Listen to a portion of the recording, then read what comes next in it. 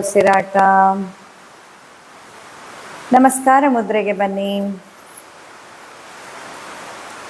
ದೀರ್ಘವಾದ ಉಸಿರನ್ನು ಒಳ ತೆಗೆದುಕೊಂಡು ನಿಧಾನಕ್ಕೆ ಉಸಿರನ್ನು ಹೊರಹಾಕಿ.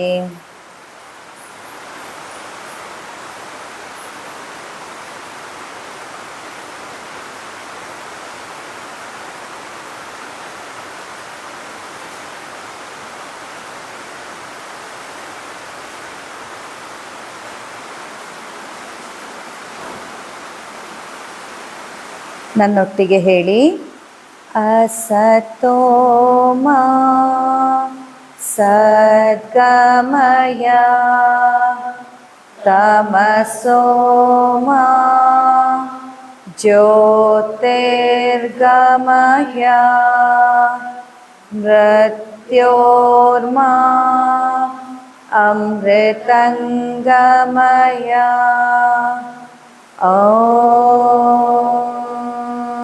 ಶಾಂತಿ ಶಾಂತಿ ಶಾಂತಿ. ಎರಡು ಕೈಗಳನ್ನ ಉಜ್ಜಿ ಕಣ್ಣಿನ ಮೇಲೆ ಇಡಿ. ಭೂತಾಯಿ ಆಶೀರ್ವಾದವನ್ನು ತೆಗೆದುಕೊಳ್ತಾ ಇವತ್ತಿನ ತರಗತಿಯನ್ನು ಆರಂಭ ಮಾಡೋಣ. ಇನ್ನೊಮ್ಮೆ ಎಲ್ಲರಿಗೂ ಶುಭ ಸಂಜೆ. ಸೊ ಇವತ್ತಿನ ಪ್ರಶ್ನೆಗಳೇನೇನು? ಮೊದಲನೇ ಪ್ರಶ್ನೆ ಗೊರಕೆ ಬಗ್ಗೆ ತಿಳಿಸಿ ಅಂತ. ಎರಡನೇ ಪ್ರಶ್ನೆ ಬಸ್ತಿಯಿಂದ ಪಿತ್ತವು ಶಮನ ಆಗೋದಾದರೆ ಹೇಗೆ ಅಂತ. ಮೂರನೇ ಪ್ರಶ್ನೆ ಉಸಿರಾಟಕ್ಕೆ ಸಂಬಂಧಪಟ್ಟ ಹಾಗೆ. ನಾಲ್ಕನೇ ಪ್ರಶ್ನೆ ಸ್ನೇಹಪಾನದಲ್ಲಿ ನಾವೇ ಬದಲಾದಾಗ ಅನ್ನಿಸ್ತಿದೆ ಯಾಕೆ ಅಂತ. ಸ್ನೇಹಪಾನ ಮತ್ತು ನಮ್ಮ ದೇಹದ ಹಸಿವು ಹಾಗೂ ನಮ್ಮ ರೂಟೀನ್ ಅದ್ರ ಬಗ್ಗೆ ಅಲ್ವಾ. ಓಕೆ, ಮೊದಲನೇ ಪ್ರಶ್ನೆಗೆ ಹೇಳೋಣ. ಫಸ್ಟು ಗೊರಕೆ ಯಾಕೆ ಬರುತ್ತೆ? ನಿಮ್ಗೇನು ಅನ್ಸುತ್ತೆ ಯಾಕೆ ಬರುತ್ತೆ? ಮೂಗು ಕಟ್ಟಿ ಬರ್ಬೋದು, ಒಬೇಸಿಟಿಯಿಂದ ಬರ್ಬೋದು. ಮತ್ತೇನು ಅನ್ಸುತ್ತೆ ನಿಮಗೆಲ್ಲ? ಹಾರ್ಟಿನಿದ್ರೆ ಬರ್ಬೋದು ಅಂತ ನಿಮ್ಗೆ ಅನ್ಸುತ್ತೆ. ಓಕೆ, ಮತ್ತೆ ಸೈನಸ್ ಇದ್ರೆ ಬರ್ಬೋದು ಅಂತ ಅನ್ಸುತ್ತೆ. ಮತ್ತೆ ಆಯಾಸದಿಂದ ಬರುತ್ತೆ ಅಂತ ಅನ್ಸೋದು. ಓಕೆ, ಮತ್ತೆ ಕಫ ಕಟ್ಟಿದ್ರೆ ಆಯ್ತು. ಮತ್ತೆ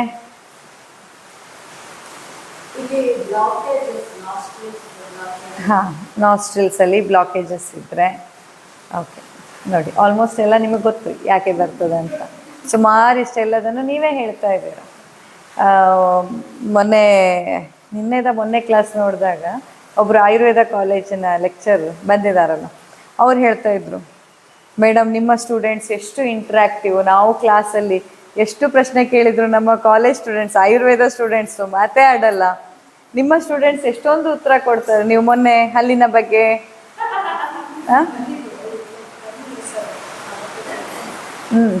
ನೀವು ಇದೆಲ್ಲ ಉತ್ತರ ಕೊಟ್ಟಿದ್ದು ನೋಡಿ ಲೆಕ್ಚರ್ ಹೇಳ್ತಾ ಇದ್ರು ಆಯುರ್ವೇದ ಕಾಲೇಜಲ್ಲಿ ಟೀಚ್ ಮಾಡೋರು, ಮೇಡಮ್ ನಿಮ್ಮ ಸ್ಟೂಡೆಂಟ್ಸ್ ತುಂಬ ಚೆನ್ನಾಗಿದ್ದಾರೆ, ನಮ್ಮ ಸ್ಟೂಡೆಂಟ್ಸ್ಗಿಂತ ಉತ್ತರ ಮಾತಾಡ್ತಾರೆ. ನಮ್ಮ ಕ್ಲಾಸಲ್ಲಿರೋ ಮಕ್ಕಳು ಆಯುರ್ವೇದ ಡಾಕ್ಟರ್ ಆಗಬೇಕಂತ ಓದೋಕ್ಕೆ ಅಂತ ಬಂದು ಕೂತಿರೋ ಮಕ್ಕಳು ಮಾತೇ ಆಡಲ್ಲ ಅಂತ. ನಾ ಅದೇ ಅಂದೆ, ಯಾಕಂದರೆ ಇವರಿಗೆ ರೋಗ ಇದನ್ನೆಲ್ಲ ಕಲಿಸಿದೆ ಅಂತ. ದೇಹದಲ್ಲಿ ಬಂದಿರೋ ರೋಗ, ನೋವು, ಕಷ್ಟ, ಆ ಸಫರಿಂಗ್ ಇದೆಯಲ್ಲ ಅದು ನಿಮಗೆ ತುಂಬ ಪಾಠ ಮಾಡುತ್ತೆ. ಆ ಕಷ್ಟಗಳು ಅನ್ನೋದು ಮೊನ್ನೆ ಇವ್ರ ಹತ್ರ ಮಾತಾಡುವಾಗ ಹೇಳ್ತಾ ಇದ್ದೆ, ಕಷ್ಟಗಳು ಸಿಂಪ್ಟಮ್ಸ್ ಅನ್ನೋದು ನಿಮ್ಮ ಶತ್ರು ಅಲ್ಲ, ನಿಮಗೆ ಗುರು ಅದು. ಅದರಿಂದ ನೀವು ಎಷ್ಟೊಂದು ಬದಲಾಗಿರ್ತೀರ, ಅದರಿಂದ ಎಷ್ಟೊಂದು ಪಾಠ ಕಲ್ತಿರ್ತೀರ. ಅದರಿಂದಾಗೆ ಇವತ್ತು ನೀವು ಇಲ್ಲಿ ಬಂದು ಕೂತಿದ್ದೀರಾ, ಇಲ್ದಿದ್ರೆ ಬರ್ತಿದ್ರಾ ಅಲ್ವಾ? ಹಾಗಾಗಿ ಪ್ರತಿಯೊಂದು ನಮಗೆ ಗುರುವಿನ ಸ್ಥಾನದಲ್ಲಿ ಇರುತ್ತೆ, ಪ್ರತಿಯೊಂದು ನಮಗೆ ಪಾಠವನ್ನು ಕಲಿಸುತ್ತೆ. ನಾವು ಕಲಿಯೋ ಮನಸ್ಸು ಮಾಡಬೇಕಷ್ಟೆ. ನಾವೇನು ಮಾಡ್ತೀವಿ, ನಮಗೆ ಎಲ್ಲ ಗೊತ್ತು, ನಾನೇನು ಕಲಿಯೋದು, ನಾನೇ ಬೇಕಿದ್ರೆ ಬೇರೆಯವ್ರಿಗೆ ಕಲಿಸ್ಬೇಕು ಅನ್ನೋ ಮೆಂಟಾಲಿಟಿಯಲ್ಲಿ ಇರ್ತೀವಿ. ನೀವೇನಾದರೂ ಕಲಿಯೋ ಮನೋಭಾವನೆ ನಿಮ್ಮಲ್ಲಿದ್ದರೆ ರೋಗವೂ ನಿಮಗೆ ಪಾಠ ಮಾಡುತ್ತೆ. ನೀವು ಸಫರ್ ಆಗುವಂಥ ನೋವು ಕೂಡ ನಿಮಗೆ ಪಾಠವನ್ನು ಕೊಡುತ್ತೆ. ಹಾಗೆ ಗೊರಕೆ ಬಗ್ಗೆ ನೀವು ಹೇಳಿರೋದ್ರಲ್ಲಿ ಸುಮಾರಿಷ್ಟು ಪಾಯಿಂಟ್ ಕರೆಕ್ಟ್ ಆಗಿದೆ.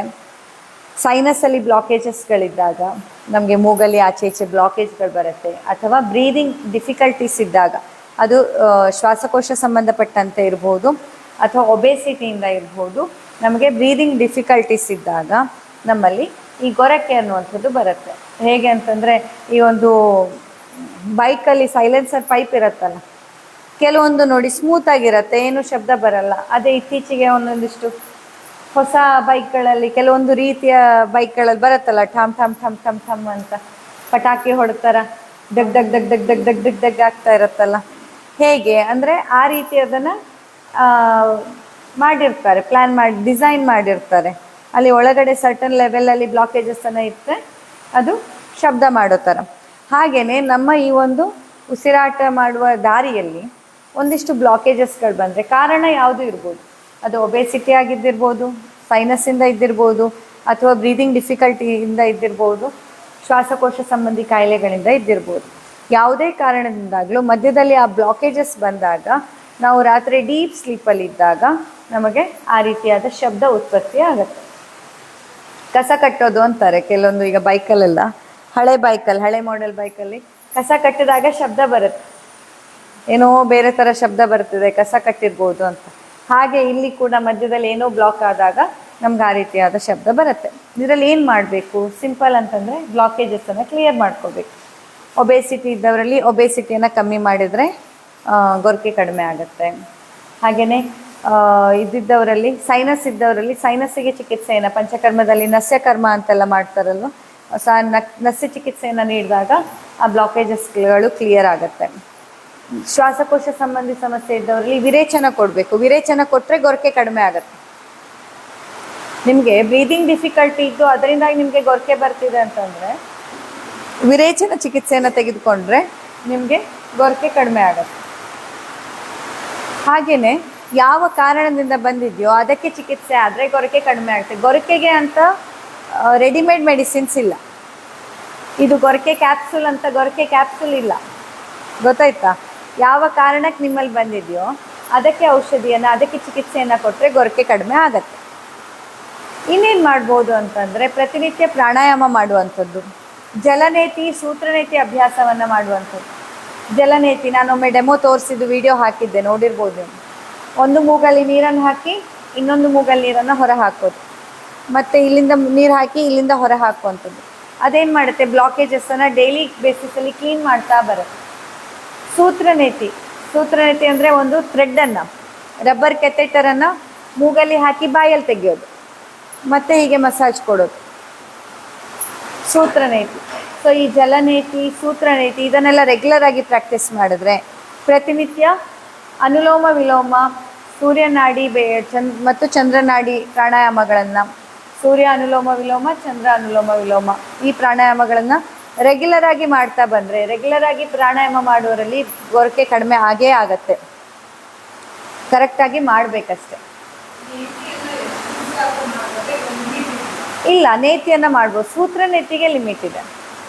ಜಲನೇತಿಯನ್ನು ಮಾಡ್ಬೋದು, ರೆಗ್ಯುಲರ್ ಆಗಿ ಮಾಡ್ಬೋದು. ಅಲ್ಲಿ ರಿಸ್ಟ್ರಿಕ್ಷನ್ ಇರೋದೇನು ಹೇಳಿ, ಕರೆಕ್ಟಾಗಿ ನೀರನ್ನು ಹೊರ ಹಾಕಬೇಕು. ಅದು ಹೋಗಲ್ಲ. ನೀರನ್ನು ಈಗ ನೀವು ಇಲ್ಲಿ ಮೂಗಲ್ಲಿ ಹಾಕಿದ್ರೆ ಅದು ಇಲ್ಲೇ ಬರಬೇಕು, ಇಲ್ಲಿ ದಾರಿ ಇಲ್ಲ, ಅದು ಇಲ್ಲಿಂದ ಇಲ್ಲೇ ಹೊರಗೆ ಬೀಳಬೇಕು. ಆಯಿತಾ?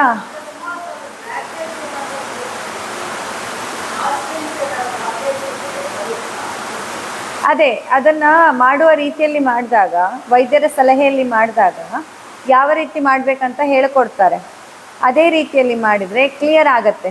ತುಂಬ ಸೀವಿಯರ್ ಬ್ಲಾಕೇಜಸ್ ಇದ್ದಾಗ ಮೊದಲು ಮೆಡಿಸಿನ್ ಕೊಡ್ತಾರೆ, ಮೆಡಿಸಿನ್ ಕೊಟ್ಟು ಬ್ಲಾಕೇಜನ್ನು ಕ್ಲಿಯರ್ ಮಾಡ್ತಾರೆ, ಆಮೇಲೆ ಜಲನೇತಿಯನ್ನು ಮಾಡ್ತಾರೆ. ಆಗ ಜಲನೇತಿ ಮಾಡ್ತಾ ಹೋಗೋದ್ರಿಂದ ಏನಾಗುತ್ತೆ, ಮತ್ತೆ ಪುನಃ ಬ್ಲಾಕೇಜಸ್ ಆಗಲ್ಲ ಅಂತ. ಗೊತ್ತಾಯ್ತಾ? ಮತ್ತೆ ಪುನಃ ಕೊಬ್ಬರಿ ಎಣ್ಣೆ ಎಲ್ಲ ಅದೇ ನಸ್ಯಕರ್ಮದಲ್ಲಿ ಬರುತ್ತೆ. ನಸ್ಯಕರ್ಮ ಅಂದರೆ ಏನು ಹೇಳಿ, ಔಷಧೀಯ ದ್ರವ್ಯಗಳನ್ನು, ಅದು ಎಣ್ಣೆ, ಕೊಬ್ಬರಿ ಎಣ್ಣೆ ಇರ್ಬೋದು, ತಿಲತೈಲ ಇರ್ಬೋದು, ಅಥವಾ ಕೊಬ್ಬರಿ ಎಣ್ಣೆಗೆ ಬೇರೆ ಎಲ್ಲ ಔಷಧಿ ಸಸ್ಯಗಳನ್ನು ಹಾಕಿ ಮಾಡಿದಂತಹ ಎಣ್ಣೆ ಇದ್ದಿರ್ಬೋದು. ಅದನ್ನು ಮೂಗಿಗೆ 2 ಡ್ರಾಪ್, 4, 5, 6, 7, 8, 10 ಡ್ರಾಪ್ ಹೀಗೆ ವೈದ್ಯರು ನಿರ್ಧಾರ ಮಾಡಿ ಹಾಕ್ತಾರೆ ಮೂಗಿಗೆ ಎಷ್ಟು ಡ್ರಾಪ್ಸ್ ಹಾಕಬೇಕಂತ. ಆ ರೀತಿಯ ಚಿಕಿತ್ಸೆ ಅದು ನಸ್ಯಕರ್ಮದಿಂದ ಕೂಡ ಗೊರಕೆ ಅನ್ನೋದು ಕಡಿಮೆ ಮಾಡಲಿಕ್ಕಾಗತ್ತೆ. ಗೊರಕೆ ಕಡಿಮೆ ಆಗತ್ತೆ ನಸ್ಯಕರ್ಮದಿಂದ. ಆಯಿತಾ? ಸೊ ಯಾವ ಕಾರಣದಿಂದ ಅದನ್ನ ಗುಣಪಡಿಸ್ಕೋಬೇಕು, ಜೊತೆಗೆ ರೆಗ್ಯುಲರ್ ಆಗಿ ಪ್ರಾಣಾಯಾಮ, ಜಲನೇತಿ, ಹಾಗೆ ವಾರಕ್ಕೊಂದು ಬಾರಿ ಆದರೂ ಸೂತ್ರನೇತಿ ಅಭ್ಯಾಸವನ್ನು ಮಾಡಿದರೆ ಗೊರಕೆ ಖಂಡಿತ ಕಡಿಮೆ ಆಗುತ್ತೆ. ಆಯಿತಾ? ಕ್ಲಿಯರ್ ಆಯಿತಾ? ಗೊರಕೆ ಬಗ್ಗೆ ಇನ್ನೇನಾದರೂ ಪ್ರಶ್ನೆ ಇದೆಯಾ? ಇಲ್ಲ ಅಲ್ವಾ? ಓಕೆ. ಇನ್ನು ಬಸ್ತಿ ಚಿಕಿತ್ಸೆಯಲ್ಲಿ ಪಿತ್ತನು ಶಮನ ಆಗತ್ತಾ ಅಥವಾ ಬಸ್ತಿ ಅನ್ನೋದು ವಾತ ಶಮನಕ್ಕೆ ಮಾತ್ರವಾ ಅಂತ ನೋಡಿ. ಪಂಚ ಕರ್ಮಗಳು ಅಂದರೆ ಯಾವ್ಯಾವ ಥೆರಪಿಗಳು ಬಂತು? ವಮನ, ವಿರೇಚನ, ಬಸ್ತಿ, ನಸ್ಯ, ರಕ್ತ ಮೋಕ್ಷಣ.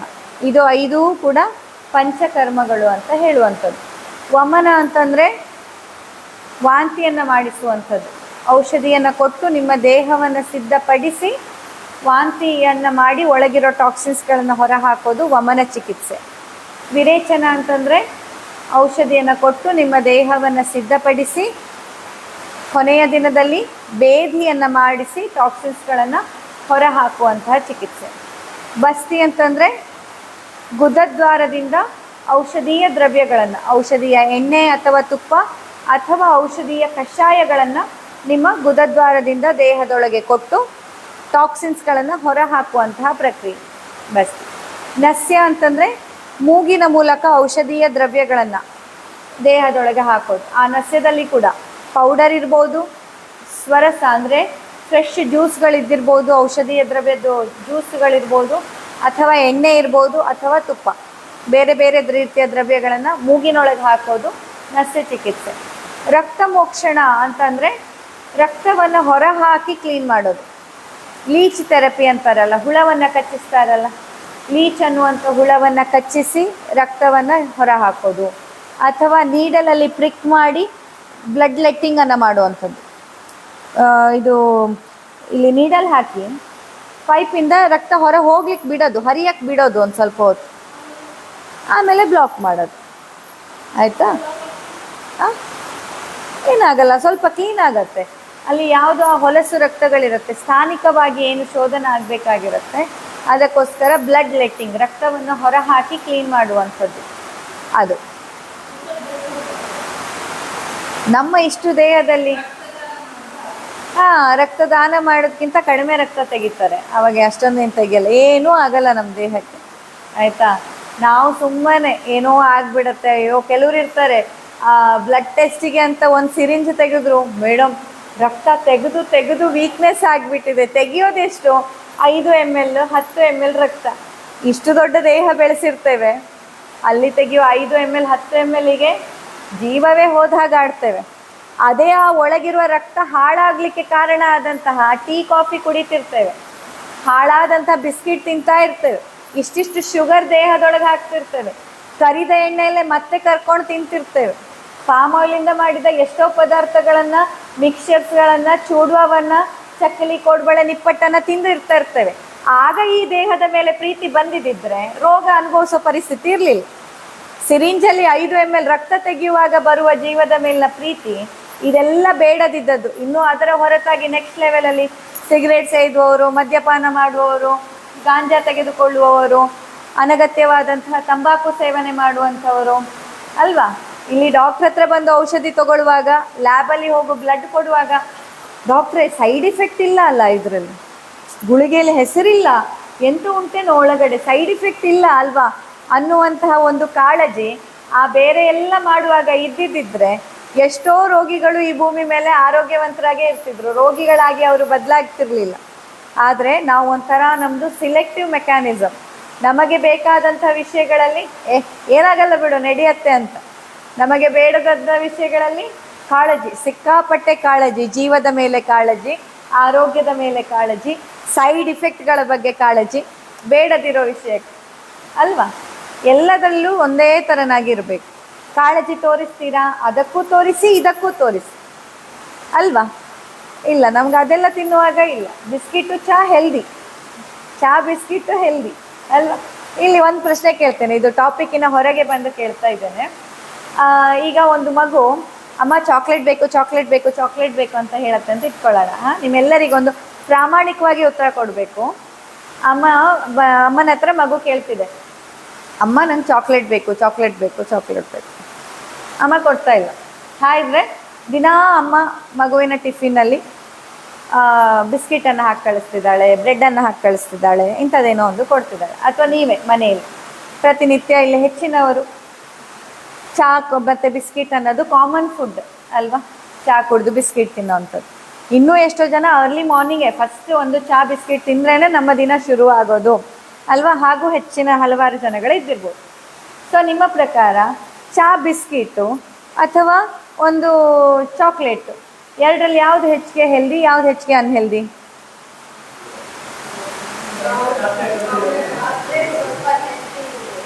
ಹಾಂ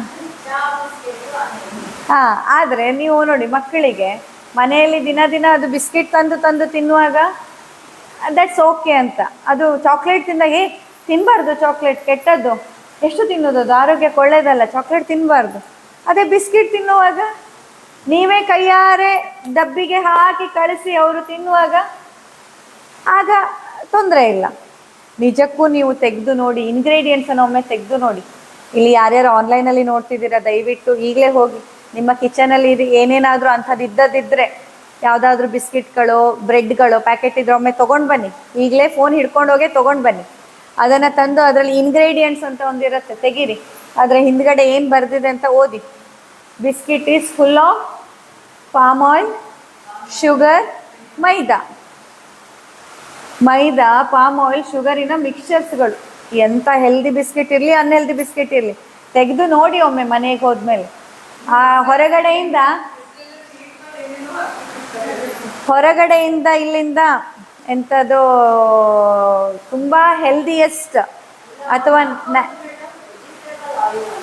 ನ್ಯಾಚುರಲ್ ಹೆಲ್ದಿಯೆಸ್ಟ್ ಅಂತ ಲೇಬಲ್ ಇರುತ್ತೆ. ಹಿಂದೆ ತೆಗೆದು ನೋಡಿ ಏನೇನಿರುತ್ತೆ ಅಂತ. ಹಿಂದೆ ತೆಗೆದು ಲೇಬಲಲ್ಲಿ ಇಂಗ್ರೀಡಿಯೆಂಟ್ಸನ್ನು ಓದಿದಾಗ ನಿಮಗೆ ಗೊತ್ತಾಗುತ್ತೆ it is just a mixture of palm oil, sugar ಮತ್ತು ಮೈದಾ.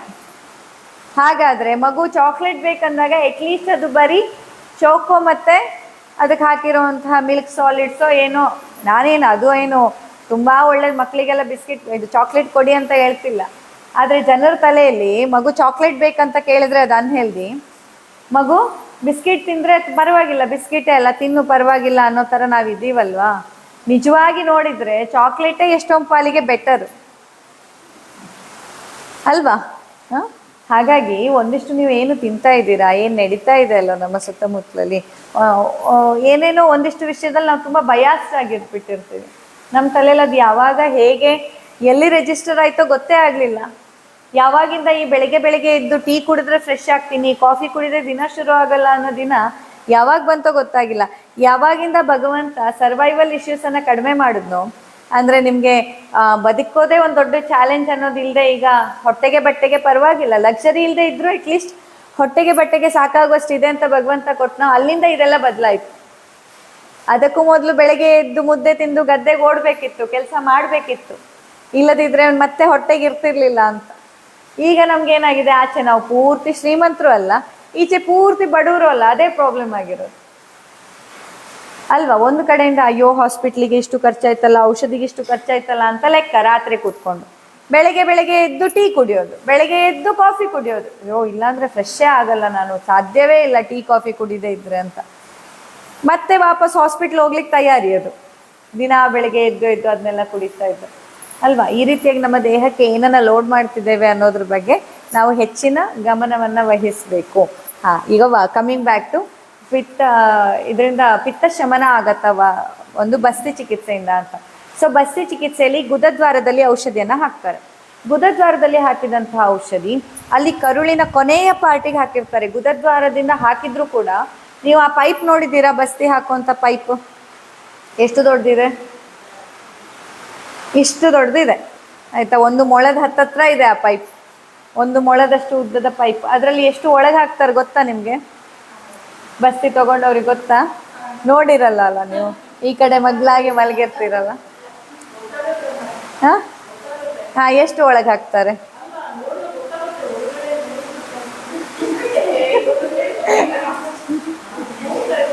ಏನು ಹೇಳಿ?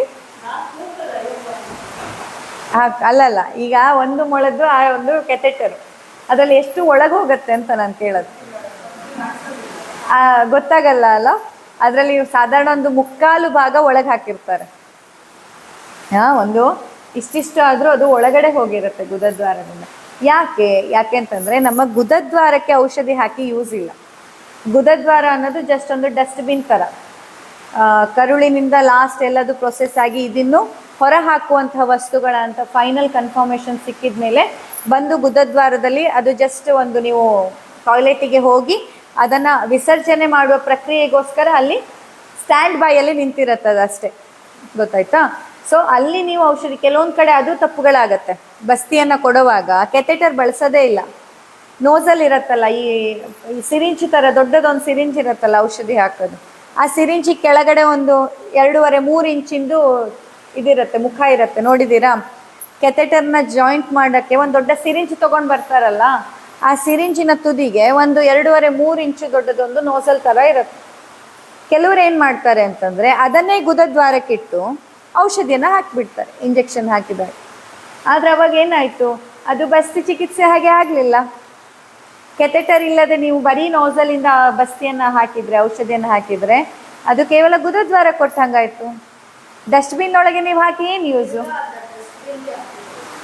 ಏನು ಯೂಸ್ ಆಯಿತು? ಅದು ಯೂಸ್ ಆಗಲ್ಲ. ಅದ್ರ ಬದಲು ಅದು ಕೆಥೆಟರ್ ಪೂರ್ತಿ ಒಳಗಡೆ ಹೋಗಬೇಕು, ಒಂದಿಷ್ಟು ಉದ್ದ ಆದರೂ ಅದು ಒಳಗೆ ಹೋಗಬೇಕು, ಗುದದ್ವಾರವನ್ನು ದಾಟಿ ಕರುಳಿನ ಕೊನೆಯ ಪಾರ್ಟ್ನ ಒಂದು ಜಾಗಕ್ಕೆ ಅದು ಇಂಟ್ರೊಡ್ಯೂಸ್ ಆಗಬೇಕು. ಮೆಡಿಸಿನ್ಸ್ ಅಲ್ಲಿ ಡಿಪಾಸಿಟ್ ಆಗಬೇಕು, ಕಷಾಯ ಬಸ್ತಿಯೇ ಇರ್ಬೋದು ಅಥವಾ ಸ್ನೇಹ ಬಸ್ತಿಯೇ ಇರ್ಬೋದು. ಅಲ್ಲಿ ಮೆಡಿಸಿನ್ ಡಿಪಾಸಿಟ್ ಆದಾಗ ಅಲ್ಲಿ ಅಬ್ಸಾರ್ಪ್ಷನ್ ರೇಟ್ ಜಾಸ್ತಿ ಇರುತ್ತೆ. ನೋಡಿದ್ದೀರಾ ನೀವು, ಕೆಲವೊಂದು ಸತಿ ನಿಮಗೆ 2-3 ದಿನ ಟಾಯ್ಲೆಟ್ ಆಗದೇ ಇದ್ದರೆ ಗಟ್ಟಿ ಕಲ್ಲಿನ ಥರ ಆಗುತ್ತೆ ನಿಮ್ಮ ಟಾಯ್ಲೆಟ್. ಒಬ್ಸರ್ವ್ ಮಾಡಿದ್ದೀರಾ ಯಾರಾದರೂ? ಅಥವಾ ಅಟ್ಲೀಸ್ಟ್ ಬೇರೆಯವ್ರು ಹೇಳಿದ್ದನ್ನು ಕೇಳಿದ್ದೀರಾ?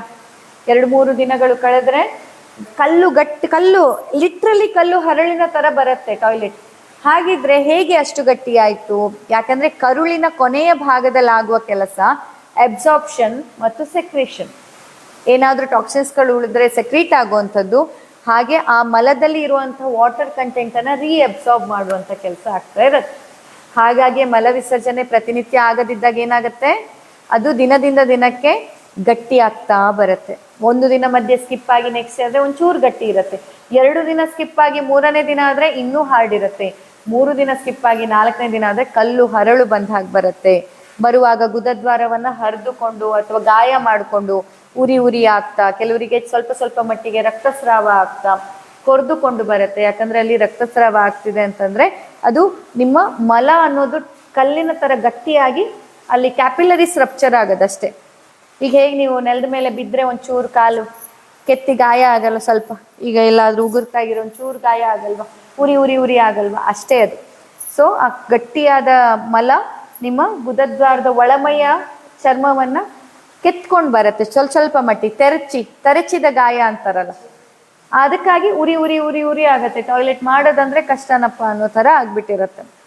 ಅಂದರೆ ಕರುಳಿನ ಕೊನೆಯ ಭಾಗದಲ್ಲಿ ಆ ಅಬ್ಸಾರ್ಪ್ಷನ್ ಮತ್ತು ಸೆಕ್ರಿಷನ್ ಕೆಲಸ ಆಗ್ತಾ ಇರುತ್ತೆ. ಸೊ ಈ ಒಂದು ಬಸ್ತಿ ಔಷಧಿಯನ್ನೆಲ್ಲ ಹಾಕಿದಾಗ ಏನಾಯಿತು, ಆ ಔಷಧಿಯಲ್ಲಿ ಏನು ಹಾಕಿದ್ದಾರೋ ಅದು ವಾತಕ್ಕೆ ಸಂಬಂಧಪಟ್ಟದ್ದಿರ್ಬೋದು, ಪಿತ್ತಕ್ಕೆ ಸಂಬಂಧಪಟ್ಟದ್ದಿರ್ಬೋದು, ಅಥವಾ ಕಫಕ್ಕೆ ಸಂಬಂಧಪಟ್ಟದ್ದಿರ್ಬೋದು. ಆ ದ್ರವ್ಯ ಚೆನ್ನಾಗಿ ಅಬ್ಸಾರ್ಬ್ ಆಗುತ್ತೆ.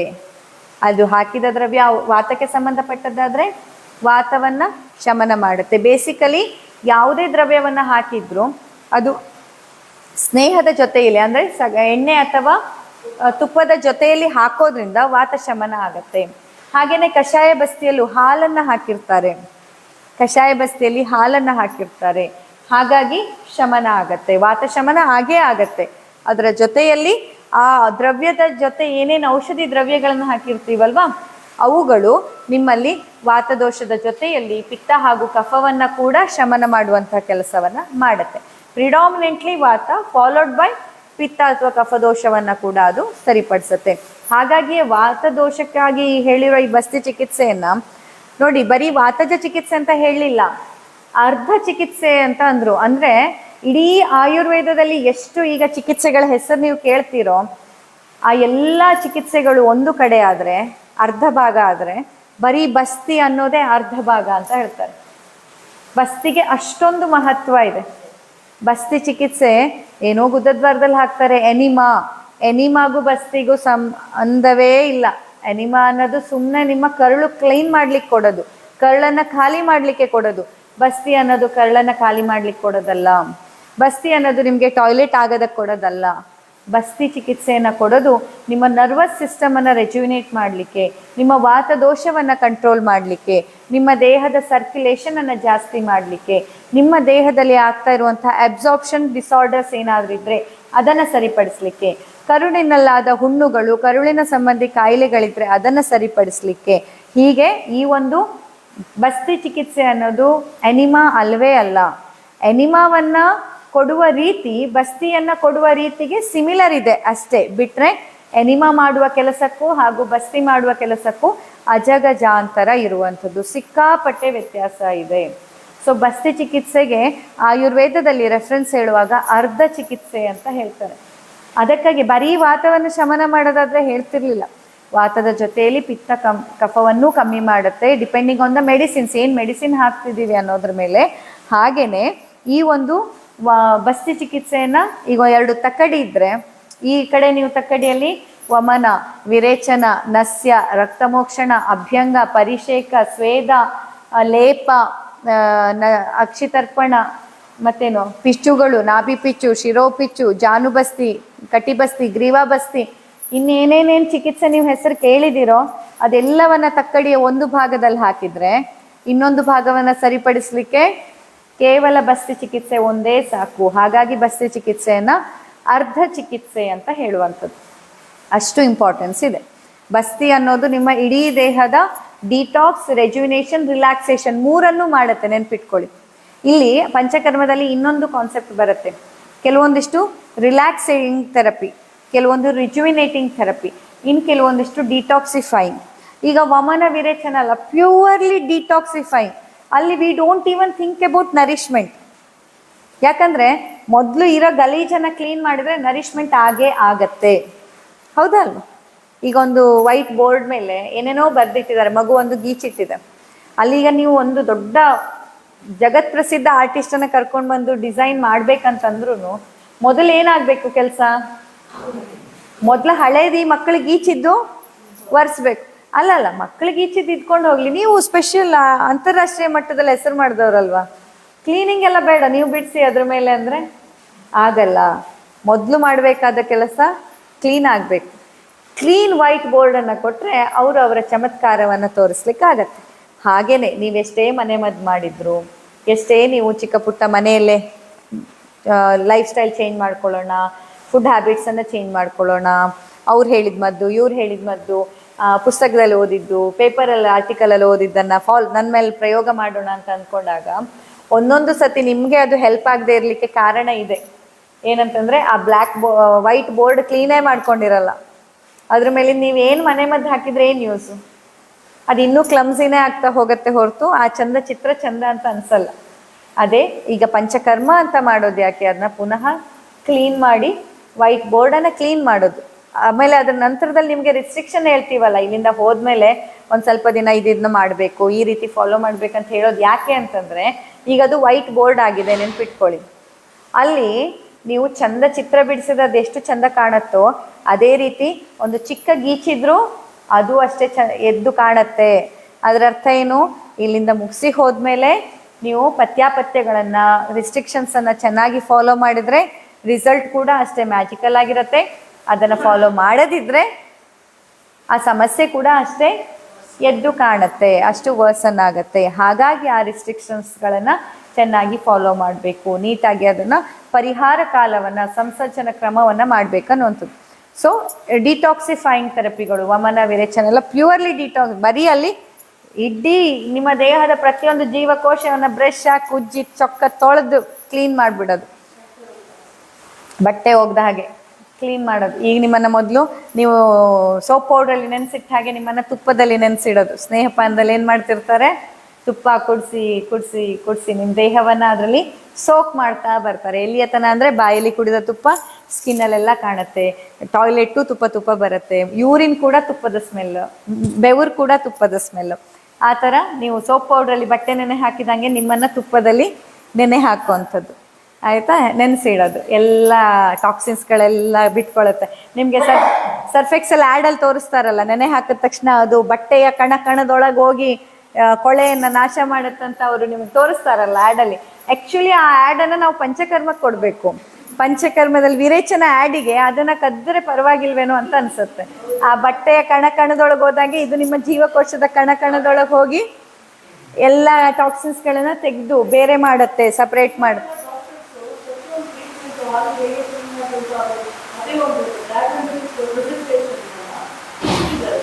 ಯಾಕೆ ಹೇಳಿ? ಹಾ, ಹಾಗೆ ಬಟ್ಟೆಯಲ್ಲಿ ನೆನ್ಸು ಹಾಕಿದಾಗೆ. ಆಮೇಲೆ ಮತ್ತೆ ಅಭ್ಯಂಗ ಸ್ವೇದ ಇರುತ್ತೆ, ಮಸಾಜ್ ಮಾಡುವಂಥದ್ದು. ಅದು ಹೇಗೆ ಅಂತಂದ್ರೆ, ನೀವು ಸೋಪು ಬ್ರಷ್ ಹಾಕಿ ಉಜ್ಜುತ್ತೀರಲ್ಲ, ಅಥವಾ ಮಷೀನ್ ಒಳಗೆ ಹಾಕಿ ಅದೇ ಬಟ್ಟೆ, ನೆನೆ ಹಾಕಿದ ಬಟ್ಟೆಯನ್ನು ತೆಗೆದು ಸೋಪು ಬ್ರಷ್ ಹಾಕಿ ಉಜ್ಜಿದ ಹಾಗೇನೆ ಅಭ್ಯಂಗ ಸ್ವೇದ ಮಾಡಿ ಅದೆಲ್ಲ ಟಾಕ್ಸಿನ್ಸ್ಗಳನ್ನ ಮೊಬೈಲ್ ಮಾಡುವಂಥದ್ದು, ಮೊಬಿಲಿಟಿ ಕೊಡುವಂಥದ್ದು ಅದಕ್ಕೆ. ನಂತರ ಕೊನೆ ದಿನದಲ್ಲಿ ವಿರೇಚನ ಔಷಧಿಯನ್ನು ಕುಡಿದು ಅದು ಇದು ಬಂದಾಗ ಕ್ಲೀನ್ ಒಂದು ಕ್ಲೋತ್ ಆಗುತ್ತೆ. ಸಂಸರ್ಜನ ಕ್ರಮದಲ್ಲಿ ಅದನ್ನ ಒಣ ಹಾಕಿ ಸರಿಯಾಗಿ ಒಣಗಿಸಿ ಇಸ್ತ್ರಿ ಹಾಕಿ ರೆಡಿ ಮಾಡಿದ ಹಾಗೆ ನಿಮ್ಮ ದೇಹ ಹೊಸದಾಗಿ ರೆಡಿ ಆಗುತ್ತೆ. ಗೊತ್ತಾಯ್ತಾ? ಹಾಗೆ ಈ ಒಂದು ಡಿಟಾಕ್ಸಿಫೈಯಿಂಗ್ ಥೆರಪಿಗಳು ಅಂತ. ಇನ್ನೊಂದು ಬರೋದು ರೆಜುವಿನೇಟಿಂಗ್ ಅಂತ ಅಂದರೆ ಮತ್ತೆ ಪುನಃ ನಿಮ್ಮ ದೇಹದ ಜೀವಕೋಶಗಳಿಗೆ ಸ್ವಲ್ಪ ಸತ್ವವನ್ನು ತುಂಬುವಂಥದ್ದು, ಶಕ್ತಿಯನ್ನು ತುಂಬುವಂಥದ್ದು, ಅದರ ಕಾರ್ಯ ಸಾಮರ್ಥ್ಯವನ್ನು ಹೆಚ್ಚು ಮಾಡಿಕೊಳ್ಳುವಂಥದ್ದನ್ನು ನಾವು ರೆಜುವಿನೇಟಿಂಗ್ ಥೆರಪಿಗಳು ಅಂತ ಹೇಳ್ತೀವಿ. ಅದರಲ್ಲಿ ಯಾವ್ಯಾವ್ದು ಬರುತ್ತೆ? ಈಗ ಅಭ್ಯಂಗ ಕೂಡ ರೆಜುವಿನೇಟಿಂಗಲ್ಲೇ ಬರುತ್ತೆ. ಆಮೇಲೆ ಕಟಿಬಸ್ತಿ, ಗ್ರೀವಾಬಸ್ತಿ ಅಂತೆಲ್ಲ ಕಟ್ಟೆಯನ್ನು ಕಟ್ಟಿ ಅದರಲ್ಲಿ ಎಣ್ಣೆಯನ್ನು ಹಾಕುವಂಥದ್ದು ಏನಿದೆ ಅಲ್ವಾ, ಹಾಕಿ ಅದನ್ನು ಲಾಕ್ ಮಾಡಬೇಡಿ, ಹಾಕುವಂಥದ್ದೇನಿದೆ ಅದು ರೆಜುವಿನೇಟಿಂಗ್. ಅಥವಾ ನೀವು ಪಿಚ್ಚು ಅಂತ ಮಾಡ್ತೀವಲ್ವ, ಅದು ರೆಜುವಿನೇಟಿಂಗ್. ಇದೆಲ್ಲ ಕೂಡ ರೆಜುವಿನೇಷನ್. ಅಥವಾ ಲೇಪಗಳನ್ನು ಹಾಕ್ತಾರಲ್ವ, ಸೊಪ್ಪನ್ನು ಅರ್ದು, ತಾಜಾ ಸೊಪ್ಪುಗಳನ್ನು ತಂದು ಅರ್ದು ಚಟ್ನಿ ಮಾಡಿ ಆ ಚಟ್ನಿಯನ್ನು ನಿಮ್ಮ ಮೈಯ ಬೇರೆ ಬೇರೆ ಅಂಗಾಂಗಗಳಿಗೆ ಹಾಕುವಂಥದ್ದು ರೆಜುವಿನೇಷನ್. ಅಂದರೆ ಆ ಅಂಗಗಳ ಕಾರ್ಯ ಸಾಮರ್ಥ್ಯವನ್ನು ಹೆಚ್ಚಿಸುವಂತಹ ಕೆಲಸ. ಅಕ್ಷಿತರ್ಪಣ, ಕಣ್ಣಿನಿಗಾಗಿ ಈಗ ಕಣ್ಣಿನ ಹಲವಾರು ಸಮಸ್ಯೆಗಳು, ಅದು ಸಿಂಪಲ್ ಆಗಿ ಒಂದು ದೃಷ್ಟಿ ದೋಷದಿಂದ ಹಿಡಿದು ಡಯಾಬಿಟಿಕ್ ರೆಟಿನೋಪತಿಯ ತನಕ ಬಂತು. ಕಣ್ಣಿನ ಸಂಬಂಧಿ ಯಾವುದೇ ರೋಗಗಳಿದ್ದರೂ ಕೂಡ ಅಲ್ಲಿ ಅಕ್ಷಿತರ್ಪಣ, ಅಕ್ಷಿ ಪರಿಷೇಕ, ಅಕ್ಷಿಪಿಚ್ಚು, ಕಣ್ಣಿನ ಹಲವಾರು ಚಿಕಿತ್ಸೆಗಳೇನು ಬರುತ್ತೆ ಅದೆಲ್ಲವೂ ಕೂಡ ಕಣ್ಣಿನ ರೆಜುವಿನೇಷನ್ನಿಗೆ, ಕಣ್ಣಿನ ಜೀವಕೋಶಗಳ ಕಾರ್ಯ ಸಾಮರ್ಥ್ಯವನ್ನು ಹೆಚ್ಚಿಸುವಂಥದ್ದು. ಕಿವಿಯ ಕಾರ್ಯ ಸಾಮರ್ಥ್ಯವನ್ನು ಹೆಚ್ಚಿಸಲಿಕ್ಕೆ ಕರ್ಣಪೂರಣ, ಕರ್ಣಧೂಪನ, ಹೀಗೆ. ಹಾಗೆ ಯೋನಿಗೆ ಸಂಬಂಧಪಟ್ಟಂತೆ ರೆಜುವಿನೇಷನ್ ಮಾಡಲಿಕ್ಕೆ ಯೋನಿ ಧೂಪನ, ಯೋನಿ ಪಿಚ್ಚು ಅಂತ ಯೋನಿಗೆ ಸ್ಥಾನಿಕವಾಗಿ ಕೊಡುವಂಥ ಚಿಕಿತ್ಸೆಗಳು ಬರುತ್ತೆ. ನಾಭಿ ಪಿಚ್ಚುವನ್ನು ನೀವು ಕೇಳಿದ್ದೀರಾ, ಬಸ್ತಿಯನ್ನು ಕೇಳಿದ್ದೀರಾ, ಹೃದಯಕ್ಕೆ ಬಸ್ತಿಯನ್ನು ಕಟ್ಟಿ ಅಲ್ಲಿ ಔಷಧಿ ದ್ರವ್ಯವನ್ನು ಹಾಕುವಂಥದ್ದು.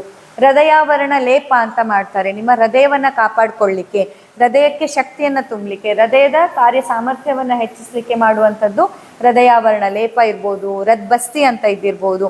ಇವೆಲ್ಲವೂ ಕೂಡ ಆ ಒಂದು ಚಿಕಿತ್ಸೆಯನ್ನು ಮಾಡುವಂಥದ್ದು. ಹೀಗೆ ರೆಜುವಿನೇಷನ್ ಅಂತ ಒಂದಿಷ್ಟು ಬರುತ್ತೆ. ಇನ್ನು ಬರುವಂಥದ್ದು ಇನ್ನೊಂದು ರಿಲ್ಯಾಕ್ಸೇಷನ್ ಥೆರಪಿಗಳು ಅಂತ. ಈಗ ಶಿರೋಧಾರ ನೀವು ತೆಗೆದುಕೊಳ್ಳುವಂಥದ್ದು, ಪಾದಾಭ್ಯಂಗವನ್ನು ತೆಗೆದುಕೊಳ್ಳುವಂಥದ್ದು, ಇವೆಲ್ಲವೂ ಕೂಡ ರಿಲ್ಯಾಕ್ಸೇಷನನ್ನು ಕೊಡುವಂಥದ್ದು. ಸೊ ಪ್ರತಿನಿತ್ಯ ನೀವು ತೆಗೆದುಕೊಳ್ಳುವ ಥೆರಪಿಯಲ್ಲಿ ಇದು ಮೂರರ ಕಾಂಬಿನೇಷನ್ ಇರುತ್ತೆ ಹೆಚ್ಚಿನದಾಗಿ. ಯಾವುದಾದ್ರು ಒಂದು ಡಿಟಾಕ್ಸಿಫೈಯಿಂಗ್ ಥೆರಪಿಯೂ ಇರುತ್ತೆ, ಅದರ ಜೊತೆಯಲ್ಲಿ ಒಂದು ರಿಜುವಿನೇಷನ್ ಇರುತ್ತೆ, ಅದರ ಜೊತೆಯಲ್ಲಿ ರಿಲ್ಯಾಕ್ಸೇಷನ್ ಕೂಡ ಇರುತ್ತೆ. ಈ ಬಸ್ತಿ ಚಿಕಿತ್ಸೆ ಅನ್ನೋದು ಮೂರೂ ಕೆಲಸವನ್ನು ಮಾಡುತ್ತೆ. ಸ್ನೇಹ ಬಸ್ತಿ ನಿಮ್ಮನ್ನು ರೆಜುವಿನೇಟ್ ಮಾಡುತ್ತೆ. ಏನು ಆ ಮೆಡಿಕೇಟೆಡ್ ತುಪ್ಪವನ್ನು, ಎಣ್ಣೆಯನ್ನು ನಿಮ್ಮ ಗುದದ್ವಾರದಿಂದ ಒಳ ಹಾಕಿರ್ತಾರೆ, ಅದನ್ನು ಇಟ್ಕೊಳ್ಳಿಕ್ಕೆ ಹೇಳ್ತಾರೆ ಎಷ್ಟೊತ್ತು ಸಾಧ್ಯವೋ ಅಷ್ಟೊತ್ತು. ನೋಡಿ, ಗಾಳಿ ಮಳೆಯನ್ನು ತೋರಿಸಿ ಒಂದ್ಸತಿ ನಮ್ಮ ವೀಕ್ಷಕರಿಗೆ ಎಷ್ಟು ಚೆನ್ನಾಗಿ ಗಾಳಿ ಮಳೆ ಬರ್ತಿದೆ ಅಂತ. ಅದು ರೆಜುವಿನೇಟ್ ಮಾಡಿದರೆ ಕಷಾಯ ಬಸ್ತಿ ಅಂತ ಏನು ಹಾಕ್ತಾರಲ್ವ, ಅದು ಕಷಾಯ ಬಸ್ತಿ ಅನ್ನುವಂಥದ್ದು ಏನು ಮಾಡುತ್ತೆ, ಅದು ಡಿಟಾಕ್ಸಿಫೈ ಮಾಡುತ್ತೆ, ಕಂಪ್ಲೀಟಾಗಿ ಶೋಧನ ಕ್ಲಿಯರ್ ಔಟ್ ಮಾಡಿ ಹಾಕತ್ತೆ. ಹಾಗೆಯೇ ಇದರೊಳಗೆ ಹಾಕುವಂತಹ ಔಷಧಿಯ ಈ ಒಂದು 8 ದಿನ ಬಸ್ತಿಯನ್ನು, ಅದೇ ಮೊನ್ನೆ ಯಾರೋ ಕನ್ಸಲ್ಟ್ ಮಾಡಿದಾಗ ಹೇಳ್ತಾ ಇದ್ರು, ನಾನು ಪಂಚಕರ್ಮ ತೊಗೊಂಡೆ ಮೇಡಮ್, ಎಷ್ಟು ದಿನ ಅವರು 7 ದಿನ ಅಂತ ಹೇಳಿದ್ರು, ನನಗೆ ಪೀರಿಯಡ್ಸ್ ಆಯಿತು, ನಾನು 5 ದಿನಕ್ಕೆ ಮುಗಿಸಿದ್ರು ನಂದು ಅಂತ. 5 ದಿನಕ್ಕೆ ಬಸ್ತಿಯ ಕೋರ್ಸು ಮುಗೀತು. ಎಲ್ಲಿ ಕೂಡ ರೆಫರೆನ್ಸಲ್ಲಿ ಆ ರೀತಿ ಇಲ್ಲ. ಬಸ್ತಿ ಅಂದಾಗ ಅದು ಕನಿಷ್ಠ 8 ದಿನ, 16 ದಿನ ಅಥವಾ 30 ದಿನ ಈ ರೀತಿಯ ಕೋರ್ಸ್ ಆಗಲೇಬೇಕು. ಅದಕ್ಕೆ ನೋಡಿ, ದಯವಿಟ್ಟು ಇನ್ನು ಮುಂದೆ ಯಾವುದೇ ಡಾಕ್ಟರ್ ಹತ್ರ ಹೋದರೂ ನಿಮಗೆ ಬೇಕಾದರೆ ನೀವು ಪಂಚಕರ್ಮ ಚಿಕಿತ್ಸೆನ ಪೋಸ್ಟ್ಪೋನ್ ಮಾಡಿ. ನಿಮಗೆ ರಜೆ ಸಮಸ್ಯೆ ಇದೆ, ಹಣದ ಸಮಸ್ಯೆ ಇದೆ, ಅಥವಾ ಬೇರೆ ಏನೋ ಕೆಲಸ ಕಾರ್ಯಗಳಿದೆ, ಮನೆ ಫಂಕ್ಷನ್ ಇದೆ ಅಂತಂದರೆ ನೀವು ಪಂಚಕರ್ಮ ಆಮೇಲೆ ತಗೊಳ್ಳಿ, ಏನು ಅರ್ಜೆಂಟ್ ಇಲ್ಲ, ಎಮರ್ಜೆನ್ಸಿ ಇಲ್ಲ. ಆದರೆ ದಯವಿಟ್ಟು ಕ್ವಿಕ್ ಫಿಕ್ಸ್ ಅಂತ ಡಾಕ್ಟ್ರು ನಿಮಗೆ 15 ದಿನ ಅಂತಂದರೆ, ಅಲ್ಲ ಸರ್ ನಂಗೆ ಒಂದು 3 ದಿನ ರಜೆ ಇದೆ, ಏನಾದರೂ ಮಾಡ್ಬೋದಾ, 3 ದಿನದಲ್ಲಿ ಏನಾದರೂ ಮಾಡ್ಬೋದಾ ಅಂತ ಕ್ವಿಕ್ ಫಿಕ್ಸನ್ನು ಕೇಳಕ್ಕೆ ಹೋಗಬೇಡಿ. ಡಾಕ್ಟ್ರಿಗೇನು ನಿಮಗೆ ಓಕೆ ಅಂದರೆ ಆಯಿತು ಬಿಡು ಅಂತ ಮಾಡಿಬಿಡ್ಬೋದು. ಬಟ್ ಅದರಿಂದ ನಿಮಗೆ ಸಮಸ್ಯೆ, ನಿಮಗೆ ಅದರಿಂದ ತೊಂದರೆ. ಕ್ವಿಕ್ ಫಿಕ್ಸ್ಗಳು ಬೇಡ. ಅದರ ಬದಲು ಆಹಾರ ಪದ್ಧತಿಯಲ್ಲಿ ಏನೇನು ಬದಲಾವಣೆ ಮಾಡ್ಕೋಬೇಕು, ಜೀವನ ಶೈಲಿಯಲ್ಲಿ ಏನು ಬದಲಾವಣೆ ಮಾಡ್ಕೋಬೇಕು, ಔಷಧಿ ಏನು ಕೊಡ್ತೀರಾ ಕೊಡಿ. ಸದ್ಯಕ್ಕೆ ನನಗೆ ಪಂಚಕರ್ಮಕ್ಕೆ ಬರೋಕ್ಕಾಗಲ್ಲ, ಬರೋ ತನಕ ಇಷ್ಟನ್ನಂತೂ ಮೇಂಟೈನ್ ಮಾಡ್ತೀನಿ, ಬಂದ ಮೇಲೆ ಕರೆಕ್ಟಾಗಿ ಶ್ರದ್ಧೆಯಿಂದ ನಾನು ತೆಗೆದುಕೊಳ್ತೀನಿ ಅಂತ ಮಾಡಬೇಕೇ ಹೊರತಾಗಿ ಅದನ್ನು ಶಾರ್ಟ್ ಮಾಡೋಕ್ಕಾಗಲ್ವಾ, ಒಂದು 10 ದಿನ ಬೇಕೇ ಬೇಕಾ, ಒಂದು 5 ದಿನದಲ್ಲಿ ಮಾಡೋಕ್ಕಾಗಲ್ವ, ಏನಾದರೂ ಮಾಡಿ ತೊಂದರೆ ಆಗಲ್ವಾ, ಹಾಗೆ ಕೇಳಬೇಡಿ. ಇದರಿಂದ ನಿಮಗೆ ಸಮಸ್ಯೆ. ನಿಮ್ಮ ರಿಕ್ವೆಸ್ಟಿಗೆ ಕಟ್ಟು ಬಿದ್ದು ಡಾಕ್ಟ್ರು ಓಕೆ ಅಂತ ಹೇಳಿದ್ರು ಸಮಸ್ಯೆ ಆಗೋದು ನಿಮಗೆ, ಡಾಕ್ಟರಿಗಲ್ಲ. ಡಾಕ್ಟ್ರಿಗೂ ಆಗತ್ತೆ ಅರ್ಥಹಾನಿ, ಮಾನಹಾನಿ, ಯಶೋಹಾನಿ ಆಗತ್ತೆ. ಯಾಕೆ ಹೇಳಿ, ನಿಮ್ಮ ಮಾತಿಗೆ ಕಟ್ಟು ಬಿದ್ದು ಆಯಿತು ಮಾಡ್ತೀನಿ ಅಂತ ಹೇಳಿ ಒಪ್ಕೋತಾರೆ. ಆಮೇಲೆ ನೀವು ಅಲ್ಲಿಂದ ಹೋಗಿ ನಾನು ಅಲ್ಲೂ ತೊಗೊಂಡೆ, ಇಲ್ಲೂ ತೊಗೊಂಡೆ, ಅಲ್ಲೂ ಪಂಚಕರ್ಮ ಆಯಿತು, ಇಲ್ಲ ಆಯಿತು, ಆಯುರ್ವೇದ ಆಯಿತು, ಹೋಮಿಯೋಪತಿ ಆಯಿತು, ಎಲೋಪತಿ ಎಲ್ಲ ಆಯಿತು, ನನಗೆ ಹುಷಾರಾಗಿಲ್ಲಪ್ಪ, ನನಗೆ ಹುಷಾರೇ ಆಗಿಲ್ಲ ಅಂತ ನಾವು ಹೇಳ್ತೀವಿ. ಯಾಕೆಂದರೆ ಎಲ್ಲ ಕಡೆಯಲ್ಲಿ ಹೀಗೆ ಅರ್ಧಂಬರ್ಧಕ್ಕೆ ಮೊಟುಕು ಮಾಡಿರ್ತೀವಿ, ಅಥವಾ ಅದರ ನಂತರ ಮಾಡುವಂತಹ ಏನೇನು ಕಾಳಜಿ ತೆಗೆದುಕೊಳ್ಬೇಕು ನಾವು ತಗೊಂಡಿರಲ್ಲ. ಬಟ್ ಈ ಚಿಕ್ಕ ಚಿಕ್ಕ ಡೀಟೇಲ್ಸನ್ನು ನಾವು ಹೇಳಲ್ಲ. ನಾವು ಗ್ರಾಸ್ಲಿ ಹೇಳುವಾಗ ಏನು ಹೇಳ್ಬಿಡ್ತೀವಿ, ನನಗೇನೂ ಆಗೇ ಇಲ್ಲ, ನಂಗೆ ಹುಷಾರಾಗೇ ಇಲ್ಲ. ಯಾಕಾಗಿಲ್ಲ? ಒಂದೇ ನಿಮ್ಮಲ್ಲಿ ಏನೋ ತಪ್ಪಾಗಿರುತ್ತೆ, ಇಲ್ಲ ವೈದ್ಯರಲ್ಲಿ ತಪ್ಪಾಗಿರುತ್ತೆ, ಹೊರತು ಆಯುರ್ವೇದದಿಂದ ತಪ್ಪಾಗಿರಲ್ಲ ಅಂತ. ಆಯುರ್ವೇದ ಶಾಸ್ತ್ರದಿಂದ ಆ ತಪ್ಪುಗಳು ಆಗಲ್ಲ. ಬೈಯೋದಾದರೆ ನೀವು ಯಾರಿಗೆ ಬೈಬೇಕು? ನಮಗೆ ಬೈಬೇಕು, ಡಾಕ್ಟರ್ಸಿಗೆ ಬೈಬೇಕು. ನಾವೆಲ್ಲಾದರೂ ನಿಮ್ಮನ್ನು ಸರಿಯಾಗಿ ಅಸೆಸ್ ಮಾಡೋದ್ರಲ್ಲಿ ಫೇಲ್ ಆದರೆ, ನಾವೆಲ್ಲಾದರೂ ನಿಮಗೆ ಸರಿಯಾದ ಮಾರ್ಗದರ್ಶನವನ್ನು ನೀಡೋದ್ರಲ್ಲಿ ಫೇಲ್ ಆದರೆ ತೊಂದರೆ ಆಗ್ಬೋದೇ ಹೊರತಾಗಿ ಆಯುರ್ವೇದದಿಂದ ತೊಂದರೆ ಆಗಲ್ಲ. ನೋಡಿ ಸತ್ಯ ಅಂತ, ಎಂಥ ಗಾಳಿ ಇದು ನೋಡಿ. ವಾತ, ಯಾರ್ಯಾರಿಲ್ಲಿ ವಾತ ಸಮಸ್ಯೆಯಿಂದ ಬಳಲ್ತಿದ್ದೀರಾ ಒಮ್ಮೆ ನೋಡಿ. ಈ ಥರ ಗಾಳಿ ಬಂದಾಗ ಇಲ್ಲಿ ಹೊರಗಡೆ ಪ್ರಕೃತಿಯಲ್ಲಿ ಹೇಗೆ ನೀವು ನೋಡ್ತಿದ್ದೀರಾ, ಗಿಡ ಮರ ಎಲ್ಲ ಇದಾಗ್ತಿದೆ, ಗಾಳಿಗೆ ಎಲ್ಲ ಬಾಗಿಲುಗಳು ಬಡ್ಕೊಟ್ಟಿದೆಯೋ, ಇದೇ ಥರ ನಮ್ಮ ದೇಹದೊಳಗೆ ವಾತ ದೃಷ್ಟಿಯಾದಾಗ ನಿಮ್ಮ ಎಲ್ಲ ಅಂಗಾಂಗಗಳು, ಎಲ್ಲ ಸಿಸ್ಟಮ್ಗಳು ಡಿಸ್ಟರ್ಬ್ ಆಗೋದು ಇದೇ ಕಾರಣಕ್ಕೆ. ನೋಡಿ, ಈ ಗಾಳಿ ಬಂದಾಗ ಹೇಗೆ ಎಲ್ಲದೂ ಎಫೆಕ್ಟ್ ಆಯ್ತಲ್ವ ಪ್ರಕೃತಿಯಲ್ಲಿ, ಎಲ್ಲದೂ ಎಫೆಕ್ಟ್ ಆಯಿತು. ಎಲ್ಲೆಲ್ಲಿ ಈಗ ಮರ ಬೀಳತ್ತೋ ಎಂತೆಂಥ ಆಗತ್ತೋ ಅಂತ ನನಗೆ ತಲೆಬಿಸಿ ಆಗ್ತಾ ಇದೆ. ಆದರೆ ಅದೇ ಥರ ನಿಮ್ಮ ದೇಹದೊಳಗೆ ವಾತದೋಷ, ಈಗ ವಾತ ಪ್ಲಸ್ ಪ್ಲಸ್ ಪ್ಲಸ್ ಪ್ಲಸ್ ಅಂತ ನೋಡಿರ್ತೀರಲ್ಲ, ಯಾಕೆ ಅಂತಂದರೆ ಆ ವಾತದೋಷ ನಿಮ್ಮ ದೇಹದೊಳಗೆ ಹಿಂಗೇ ಮಾಡ್ತಿರತ್ತೆ, ನಿಮಗದು ಕಾಣಲ್ಲ ಅಷ್ಟೇ, ನಮಗೆ ನಾಡಿಯಲ್ಲಿ ಕಾಣುತ್ತೆ. ಇದೇ ಥರ ನಿಮ್ಮ ದೇಹದೊಳಗಡೆ ಅಂಗಾಂಗಗಳು ಅದರದ್ದು ಕೆಲಸವನ್ನು ಮಾಡಲಿಕ್ಕೆ ಇಷ್ಟು ಒದ್ದಾಡ್ತಿರತ್ತೆ. ಈ ವಾತದ ವಿರುದ್ಧ ಹೋರಾಡಿ ಆ ಗಿಡ ಹೇಗೆ ನೆಟ್ಟಿಗೆ ನಿಲ್ತಾ ಇದೆ ಅಲ್ವಾ, ಅದೇ ಥರ ನಿಮ್ಮ ದೇಹ ಪ್ರತಿಯೊಂದು ಕೆಲಸ ಕಾರ್ಯವನ್ನು ಮಾಡಬೇಕು ಅಂತಂದರೆ ಈ ವಾತದ ವಿರುದ್ಧ ಹೋರಾಡಿ ನಿಂತು ಮಾಡಬೇಕು. ಅಷ್ಟು ಸಮಸ್ಯೆ ಆಗತ್ತೆ. ವಾತಜ ಸಮಸ್ಯೆಯನ್ನು ಟ್ರೀಟ್ ಮಾಡೋದು ಕಷ್ಟ. ಅಥವಾ ಅಯ್ಯೋ ಯಾವಾಗಿಂದ ಗಂಟು ನೋವಿದೆ, ಕಮ್ಮಿನೇ ಆಗಲಿಲ್ಲ, ಯಾವಾಗಿಂದ ಬೆನ್ನೋವಿದೆ, ಕಡಿಮೆನೇ ಆಗಿಲ್ಲ, ಕುತ್ತಿಗೆ ನೋವು ಎಲ್ಲಿ ಹೋದರೂ ಕಮ್ಮಿ ಆಗಲ್ಲ. ಯಾಕೆ ಅಂತಂದರೆ ಅರ್ಥ ಮಾಡ್ಕೊಳ್ಳಿ, ವಾತಜ ಚಿಕಿತ್ಸೆ ಅಥವಾ ವಾತಜ ರೋಗ ಅನ್ನುವಂಥದ್ದು ಇಷ್ಟು ತೀವ್ರಗತಿಯಲ್ಲಿ ಇರುತ್ತೆ. ಅದರಿಂದ ಪಿತ್ತನೂ ಹಾಳಾಗತ್ತೆ, ಕಫನೂ ಹಾಳಾಗತ್ತೆ, ಎಲ್ಲ ಇಡೀ ದೇಹದಲ್ಲಿ ಅಸ್ತವ್ಯಸ್ತ ಆಗತ್ತೆ. ಹಾಗಾಗಿ ವಾತಜ ರೋಗಗಳು ಯಾವತ್ತೂ ಕೂಡ ಜಾಸ್ತಿ ಟೈಮ್ ಡ್ಯೂರೇಷನ್ ಬೇಕಾಗತ್ತೆ. ಕೆಲವೊಮ್ಮೆ ರಿಪೀಟೆಡ್ ಪಂಚಕರ್ಮಗಳು ಬೇಕಾಗತ್ತೆ. ಒಂದು ಸಿಟ್ಟಿಂಗ್ ಪಂಚಕರ್ಮ ಕೆಲವೊಮ್ಮೆ ಸಾಕಾಗಲ್ಲ. ಯಾಕಂದರೆ ಫಸ್ಟ್ ಸಿಟ್ಟಿಂಗಲ್ಲಿ ಈ ಥರ ಬರ್ತಾ ಇರೋ ಗಾಳಿಯನ್ನು ಮೊದಲು ತಡೆದು ನಿಲ್ಲಿಸಿ ಸಮಾಧಾನ ಮಾಡೋ ಕೆಲಸ ಆಗಬೇಕು. ಎರಡನೇ ಸಿಟ್ಟಿಂಗಲ್ಲಿ ಏನಾಗಬೇಕು, ಸಮಾಧಾನ ಆದಮೇಲೆ ಇಲ್ಲಿ ಏನೇನೀಗ ಮುರ್ಕೊಬಿದ್ದಿದೆ, ಏನೇನಾಗಿದೆ ಎಲ್ಲ ನೋಡಿ ಅದನ್ನು ಸರಿ ಮಾಡಬೇಕಲ್ಲ, ಆ ಕೆಲಸ ಆಗಬೇಕು. ಮೂರನೇ ಸಿಟ್ಟಿಂಗಲ್ಲಿ ಆ ಗಿಡಕ್ಕೆ ಗೊಬ್ಬರವನ್ನೋ ನೀರನ್ನೋ ಏನು ಬೇಕು ಅಂತ ಪೋಷಣೆ ಕೊಡೋ ಕೆಲಸ ಆಗಬೇಕು. ಈ ತರಹ ರಿಪೀಟೆಡ್ ಪಂಚಕರ್ಮವನ್ನು ಕೊಟ್ಟಾಗ ಸಂಪೂರ್ಣವಾಗಿ ವಾತರೋಗದಿಂದ ನಾವು ಹೊರಗೆ ಬರೋಕ್ಕಾಗತ್ತೆ. ಆದರೆ ನಮಗೇನು, ಒಂದು ಸತಿ ಸಂಪೂರ್ಣ ಚಿಕಿತ್ಸೆ ತಗೊಳ್ಳೋಕ್ಕೆ ನಮಗೆ ಟೈಮ್ ಇಲ್ಲ, ತಾಳ್ಮೆ ಇಲ್ಲ ಅಲ್ವಾ. ಇನ್ನು ಮೂರು ಸತಿ ಪಂಚಕರ್ಮ ಅಂದರೆ ಆಯಿತು, ನಾನು ನಾಳೆ ಬೇರೆ ಡಾಕ್ಟ್ರ್ ಹತ್ರ ಹೋಗೋಣ ಅಂತ ಮನಸ್ಸಲ್ಲಿ ಆಲ್ರೆಡಿ ಲೆಕ್ಕಾಚಾರ ಆಗ್ತಿರ್ತೀವಿ. ಇದು ಬೇಡ, ಇದು ವರ್ಕ್ ಆಗಲ್ಲ ಅನ್ಸುತ್ತೆ, ನಾನು ನಾಳೆ ಯಾವುದಾದ್ರೂ ಮತ್ತೆ ಬೇರೆ ಡಾಕ್ಟ್ರನ್ನು ಹುಡ್ಕೋಣ ತಡಿ, ಈ ಡಾಕ್ಟ್ರ್ ಹತ್ರ ಮೂರು ಸತಿ ಎಲ್ಲ ಪಂಚಕರ್ಮ ತಗೊಳ್ತಿರೋಕ್ಕಾಗಲ್ಲ ಅಂತ ಆಯಿತಾ. ಬಟ್ ಅವಾಗೇನಾಯಿತು, ಬೇರೆ ಡಾಕ್ಟ್ರನ್ನ ಹುಡುಕೋದು ದೊಡ್ಡ ವಿಷಯ ಅಲ್ಲ. ಎಲ್ಲಿ ಹುಡುಕಿದ್ರು ನೀವು ಹೀಗೆ ಒಂದು ಡಾಕ್ಟ್ರ್ ಆದಮೇಲೆ ಮತ್ತೊಂದು ಡಾಕ್ಟ್ರು, ಆ ಡಾಕ್ಟ್ರ್ ಆದಮೇಲೆ ಮತ್ತೊಂದು ಡಾಕ್ಟ್ರು, ಹೀಗೆ 8-10 ಡಾಕ್ಟ್ರ್ ಹತ್ರ ಎಲ್ಲರ ಹತ್ರ ಅರ್ಧಂಬರ್ಧ ಮಾಡೋ ಬದಲು ಒಂದೇ ಡಾಕ್ಟ್ರ್ ಹತ್ರ 3 ಸತಿ ಮಾಡಿದ್ರೆ ತಪ್ಪೇನು ಅಲ್ವಾ. ಈಗಾಗಲೇ ನೀವೇ ಒಮ್ಮೆ ನೋಡಿ, ಇಲ್ಲಿಯ ತನಕ ನಿಮ್ಮ ದೇಹದ ಮೇಲೆ ಏನೇನು ಪ್ರಯೋಗಗಳಾಗಿದೆ. ಎಲ್ಲ ಪತಿಗಳು, ಆಲೋಪತಿ, ಹೋಮಿಯೋಪತಿ, ನ್ಯಾಚುರೋಪತಿ, ಮತ್ತೊಂದು ಇನ್ನೊಂದು, ಎಲ್ಲ ಕಡೆ ಹೋಗಿ ಚೂರು ಚೂರು ಚೂರು ಟ್ರೈ ಮಾಡಿದ್ದು. ಒಂದಿಷ್ಟು ತಿಂಗಳು, ಕೆಲವೊಂದಿಷ್ಟು ಥೆರಪಿಗಳು, ಕೆಲವೊಂದಿಷ್ಟು ಅಡ್ಮಿಷನ್ಸ್ಗಳು, ಕೆಲವೊಂದಿಷ್ಟು ಔಷಧಿಗಳು, ಇಷ್ಟೆಲ್ಲ ಪ್ರಯೋಗ ಮಾಡೋ ಬದಲು ಯಾವುದಾದ್ರೂ ಒಂದನ್ನೇ ನಂಬಿ ಅದನ್ನೇ ಸಂಪೂರ್ಣ ಮಾಡಿ ಮುಗಿಸೋದ್ರಲ್ಲಿ ತಪ್ಪೇನು ಅಲ್ವಾ? 8-10 ವರ್ಷಗಳು ಸಫರ್ ಆಗಿರ್ತೀರ, 10-15 ವರ್ಷ, ಇಲ್ಲಿ ಕೆಲವರಂತೂ 20-25 ವರ್ಷದಿಂದ ನೋವನ್ನು ಅನುಭವಿಸ್ತಾ ಇರೋರು ಇದ್ದೀರ. ಆ 25 ವರ್ಷ ಅನುಭವಿಸಿದವರಿಗೆ 1 ವರ್ಷ ತಾಳ್ಮೆಯಿಂದ ಕಾಯ್ಲಿಕ್ಕೆ ಕಷ್ಟ ಏನು ಅಂತ ನಾನು ಕೇಳೋದು. ಆದ್ರೆ ಇಲ್ಲ ಮೇಡಮ್, ತುಂಬ 25 ವರ್ಷದಿಂದ ಇದೆಯಲ್ಲ, ನಂಗೆ ಇನ್ನು 25 ದಿನದಲ್ಲಿ ಹುಷಾರಾಗ್ಬಿಡ್ಬೇಕು ಅಂತ. ಹಾಗಾಗಲ್ಲ, ಹಾಗೆ ವರ್ಕ್ ಆಗಲ್ಲ. ಹಾಗೆ ವರ್ಕ್ ಆಗ್ಬೇಕಂದ್ರೆ ನೀವು ಯಾರಾದ್ರೂ ಮ್ಯಾಜಿಷಿಯನ್ ಹತ್ರ ಹೋಗ್ಬೇಕು, ಡಾಕ್ಟರ್ ಹತ್ರ ಹೋಗ್ಬಾರ್ದು. ಡಾಕ್ಟರ್ ಹತ್ರ ಹೋದ್ರೆ ಅದು ಮನುಷ್ಯ ಸಾಧ್ಯ ಆಗುವಂಥ ರೀತಿಯಲ್ಲಿ ಮಾತ್ರ ಕಡಿಮೆ ಆಗುವಂಥದ್ದು. ಯಾಕಂದ್ರೆ ಡಾಕ್ಟರ್ಸ್ಗಳು ಮನುಷ್ಯರೇ, ದೇವರಲ್ಲ. ಡಾಕ್ಟರ್ಸ್ಗಳು ಮಷಿನ್ಗಳು ಅಲ್ಲ. ಡಾಕ್ಟರ್ಸ್ಗಳು ಮ್ಯಾಜಿಷಿಯನ್ಸು ಅಲ್ಲ. ಡಾಕ್ಟರ್ಸ್ಗಳು ಮನುಷ್ಯನಿಂದ ಏನು ಸಾಧ್ಯನೋ ಅದನ್ನಷ್ಟೇ ಮಾಡ್ಲಿಕ್ಕೆ ಸಾಧ್ಯ.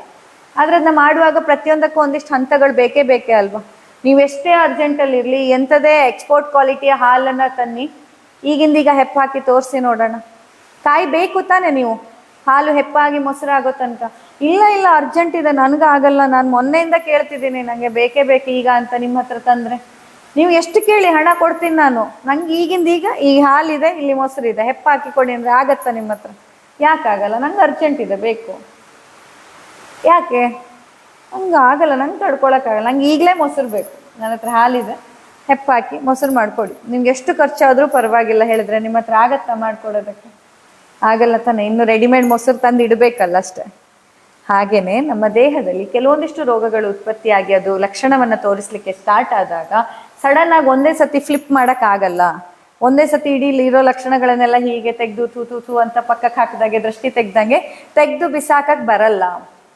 ಅದಕ್ಕೆ ಒಂದು ಸರಿಯಾದ ಮಾರ್ಗದಲ್ಲಿ, ಸರಿಯಾದ ರೀತಿಯಲ್ಲಿ, ಹಾಗೇ ಸಿಸ್ಟಮ್ಯಾಟಿಕ್ ಆಗಿ ಅದು ಹೋಗಬೇಕು. ಸಿಸ್ಟಮ್ಯಾಟಿಕಲಿ ಅದನ್ನ ನಾವು ತೆಗೆದು ಹಾಕಿದಾಗ ಮಾತ್ರ ಬೇರು ಸಮೇತ ಹೋಗುತ್ತೆ. ಇಲ್ದಿದ್ರೆ ಸಿಂಪ್ಟಮ್ಯಾಟಿಕಲಿ ಕಡಿಮೆ ಆಗ್ಬೋದು ನಿಮಗೆ. ಈಗೊಂದು ಸ್ವಲ್ಪ ಬೆಟರ್ ಅನ್ನಿಸ್ತದೆ ಹೇಳ್ಬೋದು, ನಾಳೆ ಮತ್ತೆ ಅದೇ ಕತೆ ಆಗತ್ತೆ. ಯೂಸ್ ಏನು ಅದರಿಂದ? ಅದ್ರ ಬದಲು ಒಂದು ಇಡೀ ವರ್ಷ ನಾನು ಕಾದ್ರೂ ಪರವಾಗಿಲ್ಲ, 2-3 ಸತಿ ಪಂಚಕರ್ಮ ತಗೊಂಡ್ರೂ ಪರವಾಗಿಲ್ಲ, ಬಟ್ 1 ವರ್ಷದ ನಂತರ ನಾನು ಆರಾಮ್ ಇರ್ತೀನಿ ಅನ್ನೋದಾದ್ರೆ ಯಾಕೆ ಪ್ರಯತ್ನ ಮಾಡಬಾರ್ದು? ಮಾಡಬೇಕು. ಸೊ ಇದೇ ಥರ ಈ ವಾತ, ಪಿತ್ತ, ಕಫಗಳು ಹೇಗೆ ನೀವು ಪ್ರಕೃತಿಯಲ್ಲಿ ಹೊರಗೆ ನೋಡ್ತೀರಾ, ಬ್ರಹ್ಮಾಂಡದಲ್ಲಿ ಇರೋದೇ ನಮ್ಮ ಪಿಂಡಾಂಡದಲ್ಲಿ, ನಮ್ಮ ದೇಹದೊಳಗಿರೋದು ಏನು ಹೊರಗಡೆ ನೋಡ್ತೀರಾ ಅದೇ ಇರೋದು ಅಂತ ಕೂಡ ರೆಫರೆನ್ಸ್ಗಳು ಹೇಳುತ್ತೆ. ಹೊರಗಡೆ ಪ್ರಕೃತಿಯಲ್ಲಿ ಏನು ನೋಡ್ತಿದ್ರೆ ಅದೇ ನಮ್ಮ ದೇಹದೊಳಗೆ ಆಗ್ತಾ ಇರುತ್ತೆ. ಸೊ ಇಂತಹ ಬದಲಾವಣೆಗಳು ದೇಹದಲ್ಲಿ ಆಗ್ತಾ ಇದ್ದಾಗ ತಾಳ್ಮೆ ನಿಮ್ಮೆಲ್ಲರಿಗಿರಲೇಬೇಕು, ನಂಬಿಕೆ ನಿಮ್ಮೆಲ್ಲರಿಗಿರಲೇಬೇಕು, ಮತ್ತೆ ಫಾಲೋ ಮಾಡುವಷ್ಟಾದ್ರೂ ಸತ್ವ ಇರಬೇಕು. ಹೇಳಿದಂತಹ ಡೂಸ್ ಮತ್ತೆ ಡೋಂಟ್ಸ್ ಏನಿರುತ್ತೆ, ಯಾವ್ದು ಮಾಡ್ಬೇಕು ಯಾವ್ದು ಮಾಡಬಾರ್ದು ಅಂತ ಹೇಳಿದ್ದಾರೆ, ಅದನ್ನ ಫಾಲೋ ಮಾಡುವಷ್ಟು ಸತ್ವ ನಿಮ್ಮಲ್ಲಿ ಇಲ್ಲದಿದ್ದರೆ, ಸಸ್ಯ ಸಂಜೀವಿನಿ ಅಂತಲ್ಲ, ಯಾವ ಸ್ವರ್ಗಕ್ಕೆ ಹೋದ್ರೂ ನಿಮ್ಮ ರೋಗ ಗುಣ ಆಗಲ್ಲ. ಖಂಡಿತ ಬರೆದಿಟ್ಕೊಳ್ಬೇಕಿದೆ. ಎಲ್ಲೇ ಹೋದ್ರೂ ನಿಮ್ಮ ರೋಗ ಗುಣ ಆಗ್ಬೇಕಂದಾಗ ಈ 3 ತತ್ವಗಳು ನಿಮ್ಮಲ್ಲಿದ್ದರೆ ನೀವು ಎಲ್ಲಿ ಹೋದ್ರೂ ನಿಮಗೆ ಗುಣ ಆಗತ್ತೆ. ನಿಮ್ಮದೇ ಮನೆ ಪಕ್ಕದಲ್ಲಿರೋ ಕ್ಲಿನಿಕ್ಕಿಗೆ ಹೋದ್ರೂ ನಿಮಗೆ ಗುಣ ಆಗತ್ತೆ. ಸಸ್ಯ ಸಂಜೀವಿನಿಗೆ ಬರಬೇಕಂತಿಲ್ಲ. ಒಂದಲ್ಲಿ ನಿಮ್ಮಲ್ಲಿ ಶ್ರದ್ಧೆ ಇರಬೇಕು, ತಾಳ್ಮೆ ಇರಬೇಕು, ನಂಬಿಕೆ ಇರಬೇಕು. ಇಷ್ಟನ್ನ ಶ್ರದ್ಧೆಯಿಂದ ಡಾಕ್ಟರ್ ಹೇಳಿದ್ದನ್ನು ಫಾಲೋ ಮಾಡ್ತೀನಿ, ತಾಳ್ಮೆಯಿಂದ ನನ್ನ ದೇಹದಲ್ಲಿ ಆಗೋ ಬದಲಾವಣೆಗಾಗಿ ನಾನು ಕಾಯ್ತೀನಿ, ಹಾಗೂ ನಂಬಿಕೆಯಿಂದ ಔಷಧಿ ತಿಂತೀನಿ. ಇಷ್ಟು ನೀವು ಕೆಲಸ ಮಾಡಿದ್ರೆ ನೀವು ಎಲ್ಲೇ ಹೋದ್ರೂ ನಿಮಗೆ ಗುಣ ಆಗತ್ತೆ. ಇದಿಷ್ಟು 3 ತತ್ವಗಳಿಲ್ಲ ಅಂತಂದ್ರೆ ಎಲ್ಲಿ ಹೋದ್ರೂ ಗುಣ ಆಗಲ್ಲ. ಆಯ್ತಾ? ಹಾಗಾಗಿ ಔಷಧಿಯ ನಿಮ್ಮ ಒಂದು ಆ ರೋಗವನ್ನ ಗುಣಪಡಿಸುವಲ್ಲಿ ವೈದ್ಯನ ಪಾತ್ರ ಎಷ್ಟಿದೆಯೋ ಅಷ್ಟೇ ಈಕ್ವಲ್ ಪಾತ್ರ ನಿಮ್ಮದಿದೆ. ವೈದ್ಯ ಎಷ್ಟೇ ಕೈಕಾಲು ಬಡಿದು ಒದ್ದಾಡಿದ್ರು, ಎಂಥ best of the best medicine ನಿಮಗೆ ರೆಡಿ ಮಾಡಿ ಕೊಟ್ಟರು, ನಿಮ್ಮ ಪಾತ್ರ ನೀವು ಮಾಡದೆ ಕೈ ಕಟ್ಟಿ ಸುಮ್ಮನೆ ಕೂತ್ರೆ ಆ ರೋಗ ಗುಣ ಆಗಲ್ಲ. 50% ಮಾತ್ರ ಸಕ್ಸಸ್ ರೇಟ್. ಯಾಕಂದ್ರೆ ಅಲ್ಲಿ ವೈದ್ಯ ಒಬ್ಬನೇ ಗುದ್ದಾಡ್ತಾ ಇರ್ತಾನೆ. ನಾವು ದುಡ್ಡು ಕೊಟ್ಟಿದ್ದೇವಲ್ಲ, ಆಯ್ತಲ್ಲ, ವೈದ್ಯರು ತಲೆ ಬಿಸಿ, ವೈದ್ಯರು ಮಾಡ್ಬೇಕಂದ್ರೆ ನಾವ್ ಯಾಕೆ ಮಾಡಬೇಕು? ನೀವು ನೀರಲ್ಲಿ ಫ್ಲೋಟ್ ಆಗ್ಬೇಕಂದ್ರೆ ನೀವೇ ಕೈಕಾಲು ಬಡಿಬೇಕು ಅಲ್ವಾ? ಅಲ್ಲಿ ಕೋಚ್ ಇದ್ದು ಹೇಳ್ಕೊಡ್ತಾನೆ, ಹೀಗೀಗೆ ಮಾಡಬೇಕು, ಈ ಥರ ಸ್ವಿಮ್ಮಿಂಗ್ ಮೂಮೆಂಟ್ಸ್ಗಳು ಹೀಗಿರಬೇಕು, ಕೈಯಲ್ಲಿ ಹೀಗೆ ಸ್ಟ್ರೋಕ್ ಮಾಡಿ, ಕಾಲಲ್ಲಿ ಹೀಗೆ ಸ್ಟ್ರೋಕ್ ಮಾಡಿ ಅಂತ ಹೇಳಿರ್ತಾರೆ. ಕೋಚಿಗೆ ನೀವು ಫೀ ಕೊಟ್ಟಿರ್ತೀರ. ಅಲ್ಲ, ಈ ಕೋಚ್ ಇಷ್ಟು ಫೀ ತಗೊಂಡು ಕೈ ಕಾಲು ನಾನೇ ಬಡಿಬೇಕಂತಂದ್ರೆ ಎಷ್ಟು ಹಾಸ್ಯಾಸ್ಪದ ಅಂತ ಅನ್ನಿಸ್ತದೋ ಅಷ್ಟೇ ಹಾಸ್ಯಾಸ್ಪದ. ನಂಗೆ ವೈದ್ಯರು, ನೀವು ಎಂತ ಡಾಕ್ಟರ್, ನಂಗೆ ಪಥ್ಯ ಮಾಡೋಕ್ಕಾಗಲ್ಲ, ವ್ಯಾಯಾಮ ಮಾಡೋಕ್ಕಾಗಲ್ಲ, ದಿನಚರಿ ಬದಲಾಯಿಸ್ಕೊಳಕ್ಕಂತೂ ಸಾಧ್ಯವೇ ಇಲ್ಲ. ನನ್ನ ಜಾಬ್ ಎಂತ, ಅಯ್ಯೋ ಇಡೀ ಭೂಮಿ ಮೇಲೆ ಇನ್ನ ಜಾಬ್ ಇಲ್ವೇ ಇಲ್ಲ, ಅಂಥ ಜಾಬ್ ನಂದು, ನನ್ನ ಜಾಬಲ್ಲಿ ನನಗೆ ಸಾಧ್ಯವೇ ಇಲ್ಲ. ಫುಡ್ ಅಂತೂ ಅಯ್ಯೋ ಕಂಟ್ರೋಲ್ ಆಗೋದೇ ಇಲ್ಲ, ಟೈಮ್ ಇಲ್ಲ. ಮತ್ತೆಂತ ಮಾಡಬೇಕು? ಡಾಕ್ಟ್ರ್ ಒಬ್ಬ ಕೈಕಾಲು ಬಡಿತಾ ಇರ್ಬೇಕಷ್ಟೇ. ಅಲ್ಲಿ ಹೇಗೆ ಗುಣ ಆಗ್ಲಿಕ್ಕೆ ಸಾಧ್ಯ? ಹೇಗೆ ನಿಮ್ಗೆ ಸ್ವಿಮ್ಮಿಂಗ್ ವಿಷಯದಲ್ಲಿ ಆದ್ರೆ ನಗು ಬರುತ್ತೆ, ಬಟ್ ಡಾಕ್ಟರ್ ಹತ್ರ ನೀವು ಇದೇ ತಪ್ಪು ಮಾಡ್ತಿರ್ತೀರ, ಅದಕ್ಕಾಗಿ ಗುಣ ಆಗ್ತಾ ಇರಲ್ಲ. ಆ ತಪ್ಪನ್ನ ಬದಲಾಯಿಸ್ಕೊಳ್ಳಿ, ಬೇಗ ಗುಣ ಆಗತ್ತೆ. ಹೇಗೆ ನಿಮ್ಮ ರೋಗ ಗುಣ ಆಗಲ್ಲ ನೋಡೇ ಬಿಡೋಣ. ಇದಿಷ್ಟನ್ನ ಬದಲಾಯಿಸ್ಕೊಳ್ಳಿ.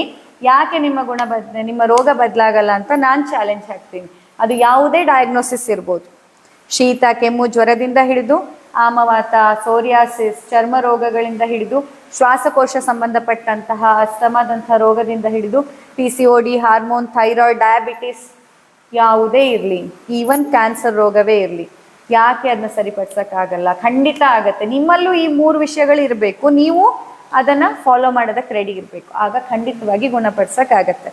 ಅದು 3 ವಿಷಯ ಇಲ್ಲ ಅಂತಂದ್ರೆ ಸಿಂಪಲ್ ಶೀತನೂ ಕಮ್ಮಿ ಮಾಡೋಕ್ಕಾಗಲ್ಲ.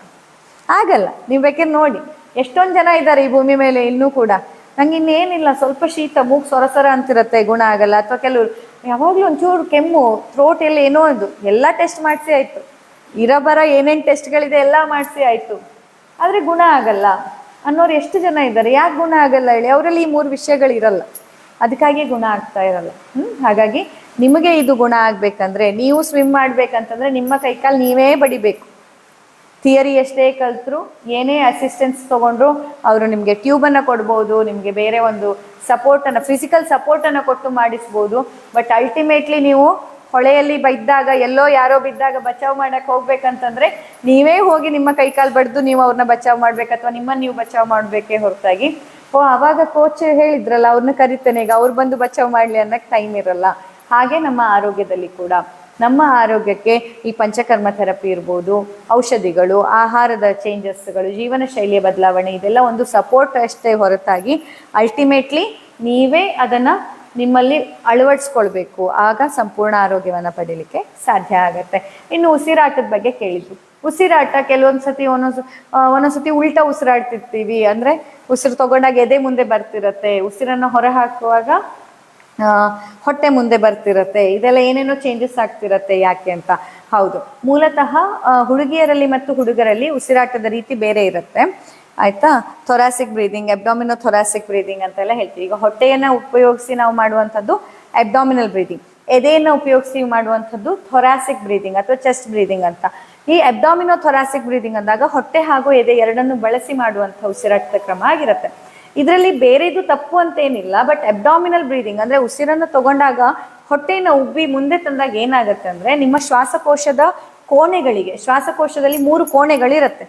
ಈ ನೀವು 2 ಬಲೂನ್ ಥರ ಶ್ವಾಸಕೋಶ ಅಂತೂ ನೋಡಿದ್ದೀರಾ ಅಲ್ವಾ? 2 ಶ್ವಾಸಕೋಶಗಳು ನಮಗಿರುತ್ತೆ. ಆ 2 ಶ್ವಾಸಕೋಶದ ಒಳಗಡೆನೂ 3 ಮನೆಗಳಿರುತ್ತೆ. ಅಪ್ಪರ್ ಲೋಬ್, ಮಿಡ್ಲ್ ಲೋಬ್ ಮತ್ತು ಲೋವರ್ ಲೋಬ್ ಅಂತ 3 ಮನೆಗಳು ಬರುತ್ತೆ, ಚಿಕ್ಕ ಚಿಕ್ಕ ಮನೆಗಳಿರುತ್ತೆ.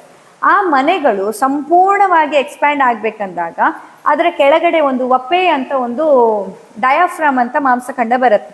ನೆನಪಾಗತ್ತಾ? ಸ್ಕೂಲ್ ಡೇಸಲ್ಲಿ ಬರ್ದಿರೋದು ಚಿತ್ರ, ಶ್ವಾಸಾಂಗ ವ್ಯೂಹದ ಚಿತ್ರ ಬಿಡಿಸಿ ಅಂದಾಗ ಮೂಗಿಂದ ಶುರುವಾಗಿ ಕೆಳಗಡೆ 2 ಶ್ವಾಸಕೋಶ ಬಿಡಿಸಿ ಕೆಳಗೊಂದು ಬಿಡಿಸ್ತಿದ್ರಿ, ಹೀಗೆ ಅಂಬ್ರೆಲಾ ಶೇಪಲ್ಲಿ. ಅದು ವಪೆ, ಡಯಾಫ್ರಾಮ್ ಅಂತ. ಆ ವಪೆ ಅನ್ನುವಂಥದ್ದನ್ನ ಈ ನೋಡಿ, ನೀವು ಎದೆಯನ್ನ ಮೇಲಕ್ಕೆತ್ತಿದ್ರೆ, ಎದೆ ಎಕ್ಸ್ಪ್ಯಾಂಡ್ ಆದರೆ ಏನಾಯ್ತು? ಇಲ್ಲಿ ವಪೆ ಏನಾಗ್ತಿದೆ? ಛತ್ರಿ ಆಕಾರದ್ದು ಮೇಲಕ್ಕೆ ಬರ್ತಿದೆ ಅಲ್ವಾ? ಎದೆ ಎಕ್ಸ್ಪ್ಯಾಂಡ್ ಆದಾಗ ಈ ಛತ್ರಿಯ ಶೇಪಲ್ಲಿ, ಅಂಬ್ರೆಲಾ ಶೇಪಲ್ಲಿ ಇರುವಂತಹ ವಪೆ, ಡಯಾಫ್ರಾಮ್ ಮೇಲಕ್ಕೆ ಒತ್ತಲ್ಪಡುತ್ತೆ. ಅದು ಮೇಲಕ್ಕೆ ಒತ್ತಿದಾಗ ಏನಾಯ್ತು? ಶ್ವಾಸಕೋಶದ ಕೆಳಭಾಗದ ಕೋಣೆಯಲ್ಲಿ ಗಾಳಿ ತುಂಬಿಕೊಳ್ಳೋ ಕೆಪಾಸಿಟಿ ಕಡಿಮೆ ಆಯಿತು. ಅದೇ ನೀವು ಇಮ್ಯಾಜಿನ್ ಮಾಡ್ಕೊಳ್ಳಿ, ವಿಜುವಲೈಸ್ ಮಾಡ್ಕೊಳ್ಳಿ, ಉಸಿರನ್ನು ತಗೊಂಡಾಗ ಹೊಟ್ಟೆ ಮುಂದಕ್ಕೆ ಬಂತು, ಹೊಟ್ಟೆ ಪೂರ್ತಿಯಾಗಿ ಮುಂದಕ್ಕೆ ನೀವು ತಂದಾಗ ವಪೆ ಏನಾಯ್ತು? ಡಯಾಫ್ರಾಮ್ ಏನಾಯ್ತು? ಹೊಟ್ಟೆಯ ಮಾಂಸಖಂಡಗಳಿಂದ ಕೆಳಕ್ಕೆ ಎಳೆಯಲ್ಪಡತ್ತೆ. ಕೆಳಕ್ಕೆ ಆ ಒಂದು ಅಂಬ್ರೆಲಾ ಶೇಪಲ್ಲಿ ಇರುವಂತಹ ವಪೆ ಕೆಳಕ್ಕೆ ಎಳೆಯಲ್ಪಟ್ಟಾಗ ನಿಮ್ಮ ಶ್ವಾಸಕೋಶಕ್ಕೆ ಏನಾಯ್ತು?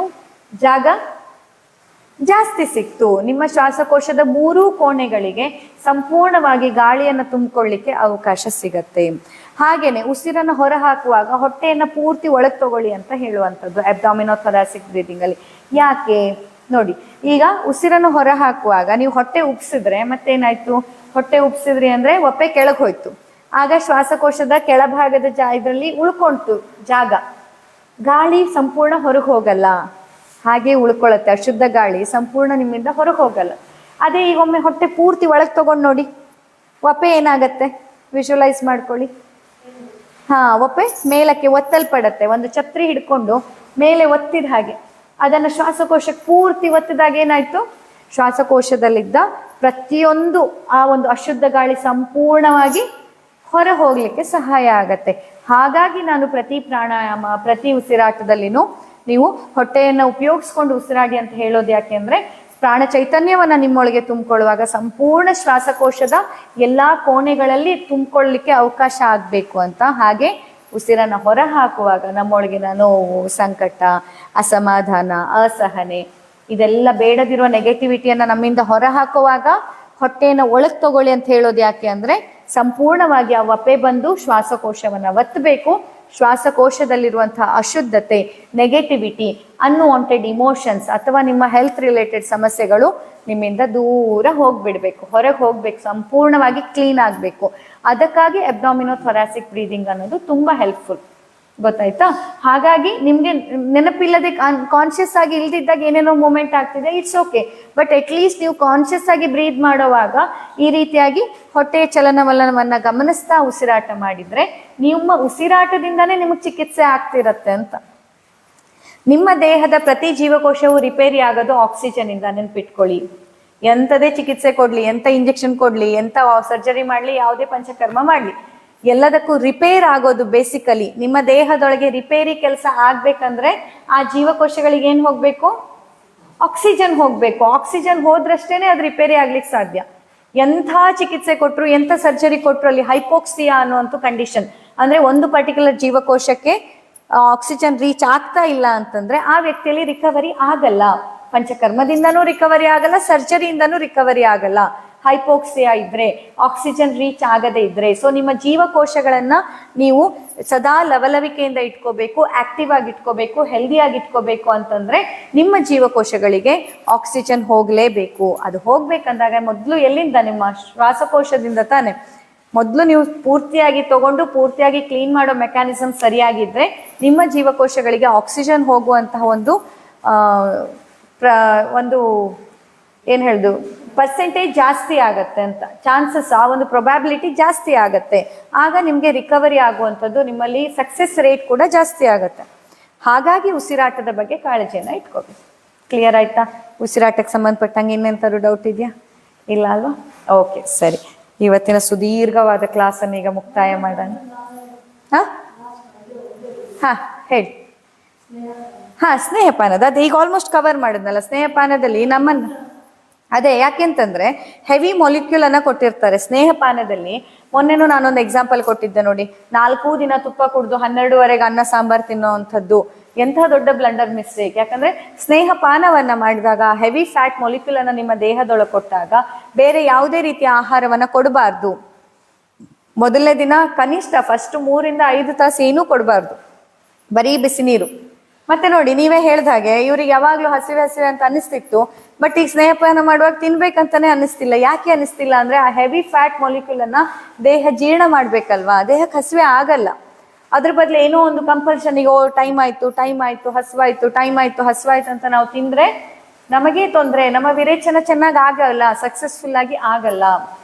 ಹಾಗೆ ಈಗ ಅಲ್ಲಿ ಎಲ್ಲೋ ನಾನು ಮೊನ್ನೆ ಉದಾಹರಣೆ ಕೊಟ್ಟ ಹಾಗೆ 3-4 ದಿನ ಒಂದೊಂದು ದಬ್ಬ ಕೊಟ್ಟು ನೀವು ತುಪ್ಪ ಕುಡಿದ್ಬಿಡಿ, ಆಮೇಲೆ ಮಧ್ಯಾಹ್ನ 12ವರೆಗೆ ಅನ್ನ ಸಾಂಬಾರು, ಸಂಜೆ 6 ಗಂಟೆಗೆ ಅನ್ನ ಸಾಂಬಾರು, 7 ಗಂಟೆಗೆ ಅನ್ನ ಸಾಂಬಾರು ತಿಂದ್ಬಿಡಿ ಅಂದ್ರೆ ಇಮ್ಯಾಜಿನ್ ಮಾಡಿ. ಈಗ ನೀವು 3ನೇ ದಿನ ತುಪ್ಪ ಕುಡ್ದಿರ್ತೀರಾ, ಅಷ್ಟು ಹೆಚ್ಚಿಗೆ ಡೋಸೇಜ್ ಅಲ್ಲಿ ಇರುತ್ತೆ. ಆ ತುಪ್ಪ ಜೀರ್ಣ ಆಗ್ಲಿಕ್ಕೆ ಕನಿಷ್ಠ ನೀವು 2ನೇ ದಿನ ಅಂತೂ, ಈಗ ಮೊದಲನೇ ದಿನ ಒಂದು 3 ರಿಂದ 5 ಗಂಟೆ, 2ನೇ ದಿನ ಕನಿಷ್ಠ ಒಂದು ಮಧ್ಯಾಹ್ನ 3-3:30 ತನಕ ನಿಮಗೆ ಬೇರೆ ಫುಡ್ ಬೇಕಾಗಲ್ಲ, ಕೊಡಬಾರ್ದು.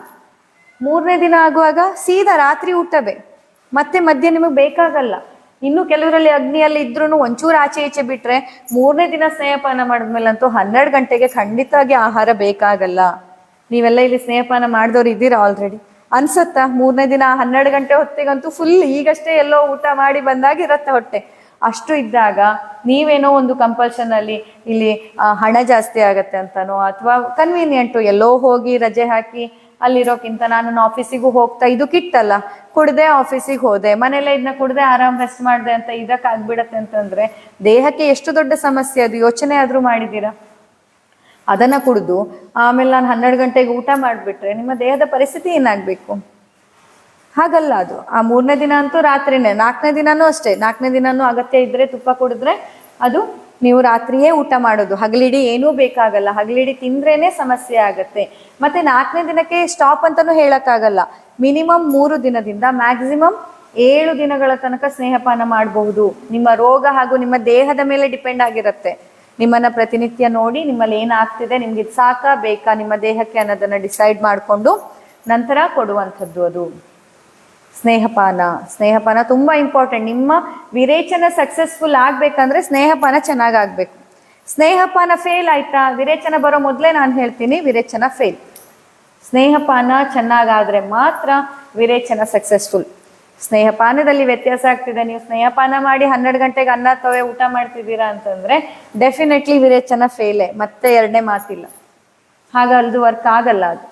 ಅದಕ್ಕೆ ವಿರೇಚನ ಫೈನಲ್ ಡೇ ಥೆರಪಿಗಿಂತನೂ ನಿಮ್ಮ ಮೊದಲಿನ ಪ್ರಿಪ್ರೇಷನ್ನೇ ಇಂಪಾರ್ಟೆಂಟ್. ಲಾಸ್ಟ್ ಡೇ ನೋಡಿ, ಹಂಗಾಗಿ ನಾವು ತಲೆ ಬಿಸಿನೇ ಇಲ್ಲ. ನೀವು 20 ಆಗಲಿ 30 ಆಗಲಿ ನಿಮಗೆ ಭಯ ಆಗ್ತಿರುತ್ತೆ, ಅಯ್ಯೋ ಇದೇನು ಎಷ್ಟು ಸತಿ ಟಾಯ್ಲೆಟ್ ಆಯ್ತು ಅಂತ. ನಮಗೆ ತಲೆ ಬಿಸಿ ಇಲ್ಲ, ಯಾಕಂದ್ರೆ ನಮಗೆ ತಲೆ ಬಿಸಿ ಆಗೋದು ಮೊದಲ ಒಂದಿಷ್ಟು ದಿವಸ. ಮೊದಲಿನ ರೂಲ್ಸ್ ಎಲ್ಲ ರೆಸ್ಟ್ರಿಕ್ಷನ್ ನೀವು ಚೆನ್ನಾಗಿ ಮಾಡಿದ್ದೀರಾ, ಸ್ನೇಹಪಾನ ಅಭ್ಯಂಗ ಸ್ವೇದ ಚೆನ್ನಾಗಾಗಿದೆ ಅಂತಂದ್ರೆ ವಿರೇಚನದ ದಿನ ಕಾಂಪ್ಲಿಕೇಶನ್ ಆಗುವ ಸಾಧ್ಯತೆಯೇ ಇಲ್ಲ, 100%. ಸೊ ಸ್ನೇಹಪಾನ ಅನ್ನೋದು ತುಂಬ ಇಂಪಾರ್ಟೆಂಟ್. ಇದು ಸಂಪೂರ್ಣವಾಗಿ ನಿಮ್ಮ ದೇಹದ ಜೀವಕೋಶಗಳನ್ನು ಬದಲಾವಣೆ ಮಾಡುತ್ತೆ. ಅದಕ್ಕೆ ನಿಮ್ಗೆ ಹಸಿವೆ ಆಗಲ್ಲ, ಸರಿನಾ? ಆರಾಮಾಗ್ತಾ ಇರುತ್ತೆ, ಆಗತ್ತೆ. ವಿರೇಚನದಲ್ಲಿ ಮಧ್ಯೆ ಮಧ್ಯೆ ಅದೆಲ್ಲ ಆಗ್ತಾ ಇರುತ್ತೆ, ಒಮ್ಮೆ ಆರಾಮಾದಂಗೆ ಅನ್ಸುತ್ತೆ. ಯಾಕಂದ್ರೆ ಈಗ ಆಮ ಕ್ರಿಯೇಟ್ ಆಗ್ತಾ ಇಲ್ಲ ಅಲ್ಲ, ಇಲ್ಲಿ ಮತ್ತೆ ಕಾನ್ಸೆಪ್ಟ್ ಆಫ್ ಆಮ ಬರುತ್ತೆ.